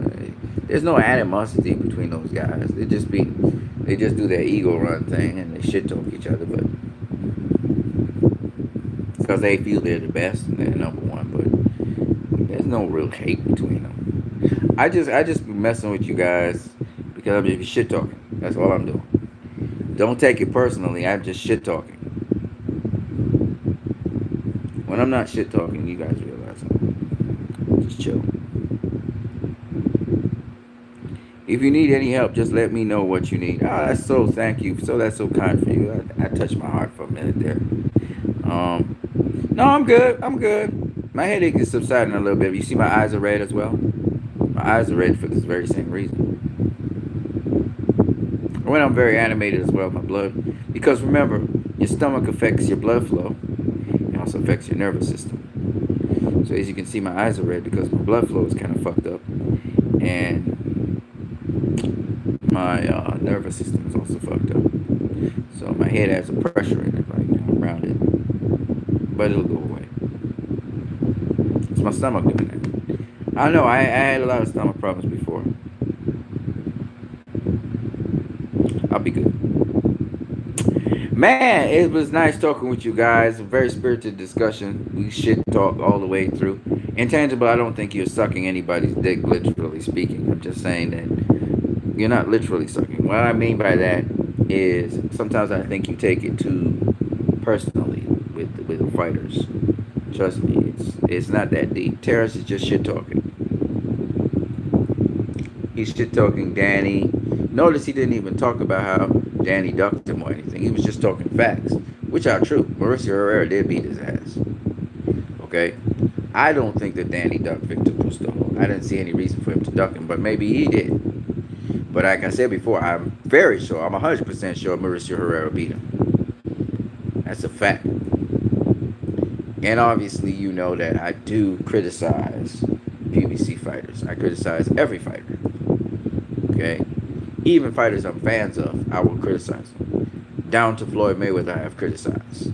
I've said that I thought he cherry-picked Andre Berto in his last fight. Y'all have me on the record saying that shit. And I thought Conor McGregor was not really a real fight either that we should consider. So I've been very fair to I've criticized him on many things, actually. Especially most recently where he's been playing the ass. You know, in my opinion. He just be a clown, but it is what it is. But I try to keep it as reasonable and as balanced as possible. I'm one of the few people, I've heard people who are PBC lovers, dick suckers, talking about how DAZN ain't offer no good fights this year. And I was like, what the fuck are you talking about? DAZN's been the best in everything. And then we got dick suckers like H Money who be sucking dicks of DAZN and then talking about PBC shit. And I'm like, what the fuck are you talking about, PBC shit? So it's like you got these extreme people who just be sucking dick and they can't see nothing. They can't see straight. You know? ESPN has been putting up the most shitty fights. They just be one-sided. But even so, you know, they still got the superstars over there. We had Teofimo Lopez versus Richard Coleman with a good fight. We had Beterbiev versus Gavordik, good fight. It wasn't one-sided, you know. It was kind of one-sided, but it was, you know. We had Lopez versus that Japanese dude, Masataka or whatever his name is, right? So I mean, those were good fights, you know. Tyson Fury fights were shit. Those were shit fights, but ESPN Plus might have Deontay Wilder versus Tyson Fury. Great stuff. Looking forward to it. That's a good fight. You know? Will Deontay Wilder work Tyson Fury's body and get him out of there? I don't know. Can he? Will he be as lucky? Or will he be as good as when he fought Victor Ortiz? Not Victor Ortiz, sorry, my Luis Ortiz. He'd be able to get Tyson Fury out of there? I don't know. Tyson Fury is a very good boxer, and he does protect his body very well when he wants to. So I don't know. He fights up and down to the level of his competition. I don't know.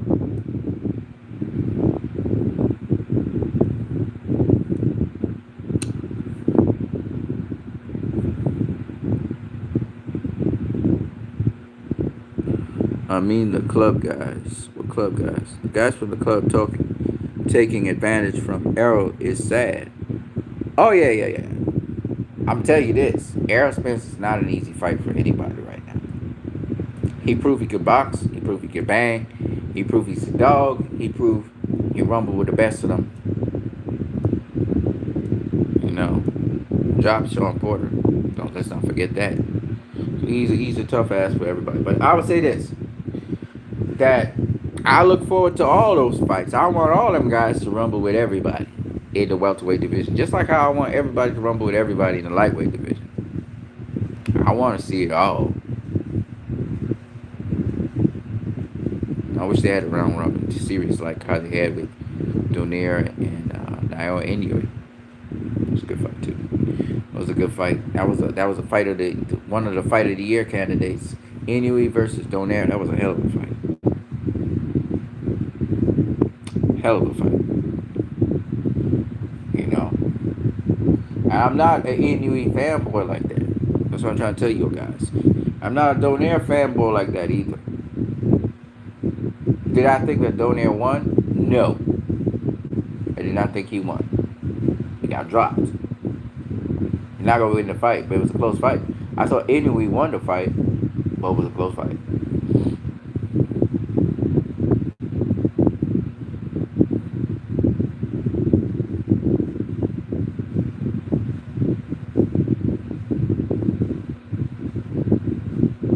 And that's the kind of fights you want. You want competitive fights like that. All right, guys, I'm going to retire because my stomach is giving me a little trouble. My head is buzzing me. I'm going to try and chill out. The lack of sense of humor in boxing is beyond me. Yeah, I mean, you can't take it too seriously now. You can't take fighters too seriously.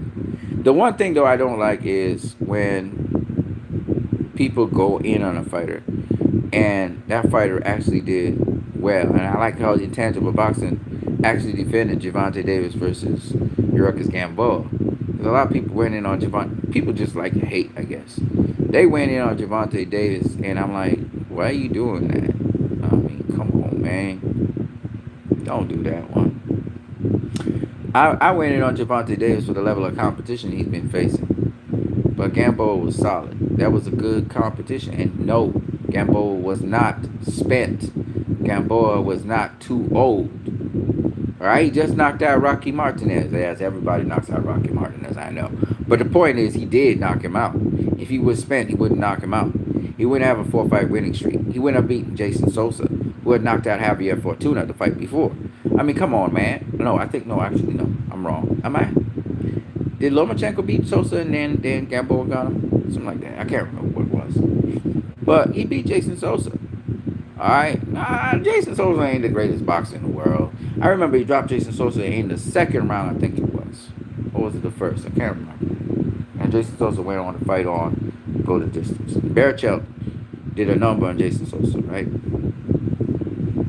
Point anyway is that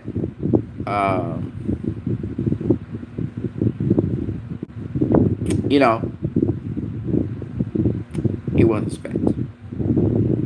He did twist his leg. He wasn't spent. And Gamboa still has a couple more fights left in him. All right? But time will tell. Time will tell. We will see how Gamboa performs after this Gervonta Davis fight. But he showed he wasn't going anywhere. He was game. He was going to try and finish the fight. You know, he was game. The ref stopped the fight because he fell down the third time.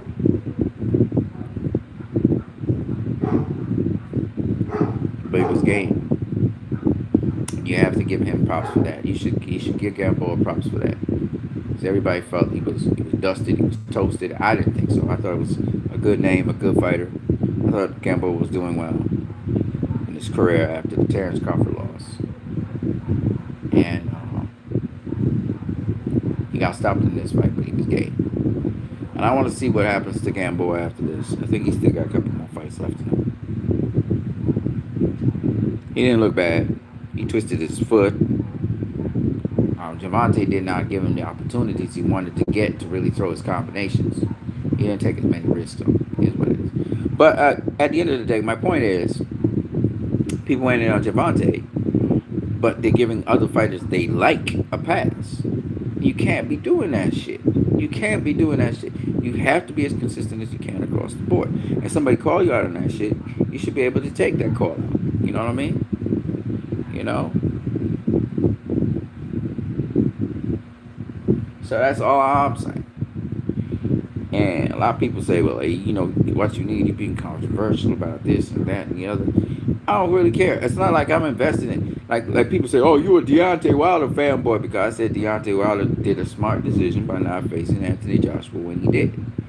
He was like, Deontay Wilder. I'm not a Deontay Wilder fanboy. I'm definitely not. While everybody's hyping up Deontay Wilder, I'm not hyping up Deontay Wilder. You'll notice that, right?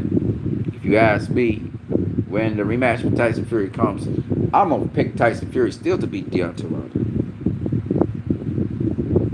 I'm still going with Tyson Fury beating him, and I'm not a Tyson Fury fanboy either. I'm just looking at the fight and I'm thinking, what's Wilder gonna bring to the table that he can do to Tyson Fury? He has to work the body. If Tyson Fury protects his body very well, what's he gonna do? Tyson Fury still got that reach advantage on him. How you gonna get past that reach advantage? He was trying to do the thing that he did at the end of the fight. It's Tyson Fury. He got to hope and pray. Tyson Fury's gonna be stronger. He's gonna be stronger. He's gonna be in better shape. He's gonna be sharper. Tyson Fury is going to have. He's not going to lapse in his concentration. Hopefully, like he did before. The one thing Deontay Wilder will have an advantage is he's faced Tyson Fury before. If Tyson Fury is on his game, I don't see how he's going to lose to Deontay Wilder. I just don't see it. You know, I don't see it. So I still have it as an advantage to Tyson Fury. But the intriguing part is Deontay Wilder has shown that he could be down in a fight and he can set you up to catch you with something if you bite the bait. And if you get overconfident, he gonna catch you with something. Tyson Fury showed he could take Deontay Wilder's punch and get back up from it. So I don't know. There's always that X factor with Deontay Wilder. And while everybody really rates his punching power as great, I don't really see it as that. I see him as he sets up the KO really well. That's what I really see. And people underrate Deontay Wilder's intelligence. I think he is quite an intelligent guy when it comes to setting up his opponent. He's very tactical. He's very strategic. He's very smart in there. He sets up the KO. But if he can't KO you, he's gonna lose. So that's huge. Means Deontay Wilder basically has a puncher's chance against Tyson Fury. A good puncher's chance, but he's got a puncher's chance. So I still favor Fury in a fight with Deontay Wilder. I'm sorry. That's just the way it is. And y'all can say, oh, well, you're not going with a black fighter. You should go with a black fighter. I'm like, no. I'm thinking with my head. I'm not thinking with my allegiance and all that shit. So, once again, Tyson Fury's not a PBC fighter. So if you guys are really going to go that route, well, oh, I should be with, I love the PBC so much, then I should go with Deontay Wilder. But I don't. So if you guys keep on looking for me to, you know, because you're trying to slot me into some kind of groove or something, you're going to learn very quickly, I'm not that dude. You're going to keep on getting shocked every single time. You can't put me in a box and you can't label me X, Y, or Z. You know, it's not going to work.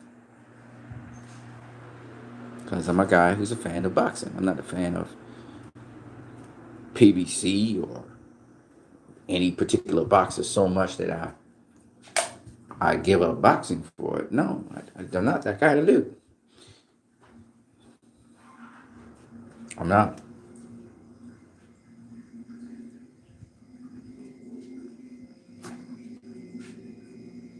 I was just like intangible. I thought that Tony Harrison would beat Jamal Charlo, and he almost damn near did, boxing beautifully.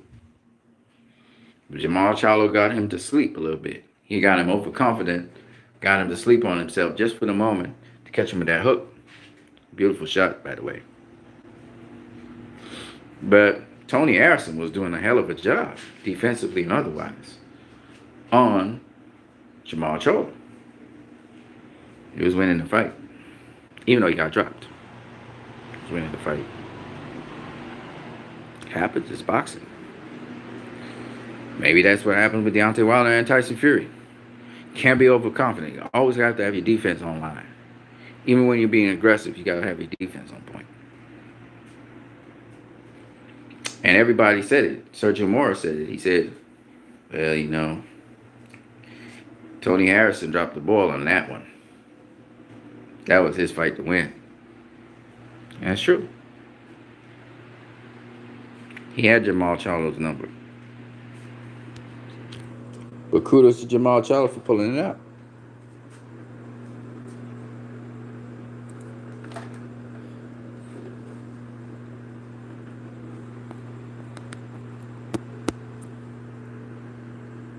You know what I mean? It is what it is. So, regardless of whether Deontay Wilder has that it factor or not, I'm going with Tyson Fury. And that fight happens. We'll see how it goes. We don't know. We'll see. We'll see the fight. We'll know. I'm not changing my mind. I'm going with Tyson Fury all the way to the end. Just like what did I say? I thought Andy Ruiz would beat Anthony Joshua the second time. Anthony Joshua beat Andy Ruiz.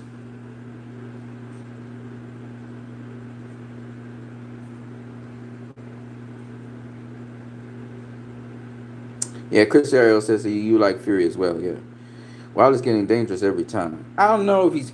See, the thing about it is, though, that Wilder has faced Dominic Breazeale. It's a guy who's a tough guy. He's not really a boxer.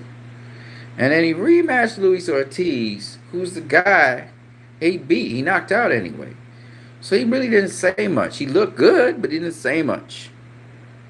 Kind of like what happened with Jamel Charlo. Knocked out a dude, looked great and everything, but didn't really say much about Jamel Charlo. And so it was up to Tony Harrison to win that fight. That's the fight that Tony Harrison let slip from him. Similarly, I would say that when you look at the fight with Deontay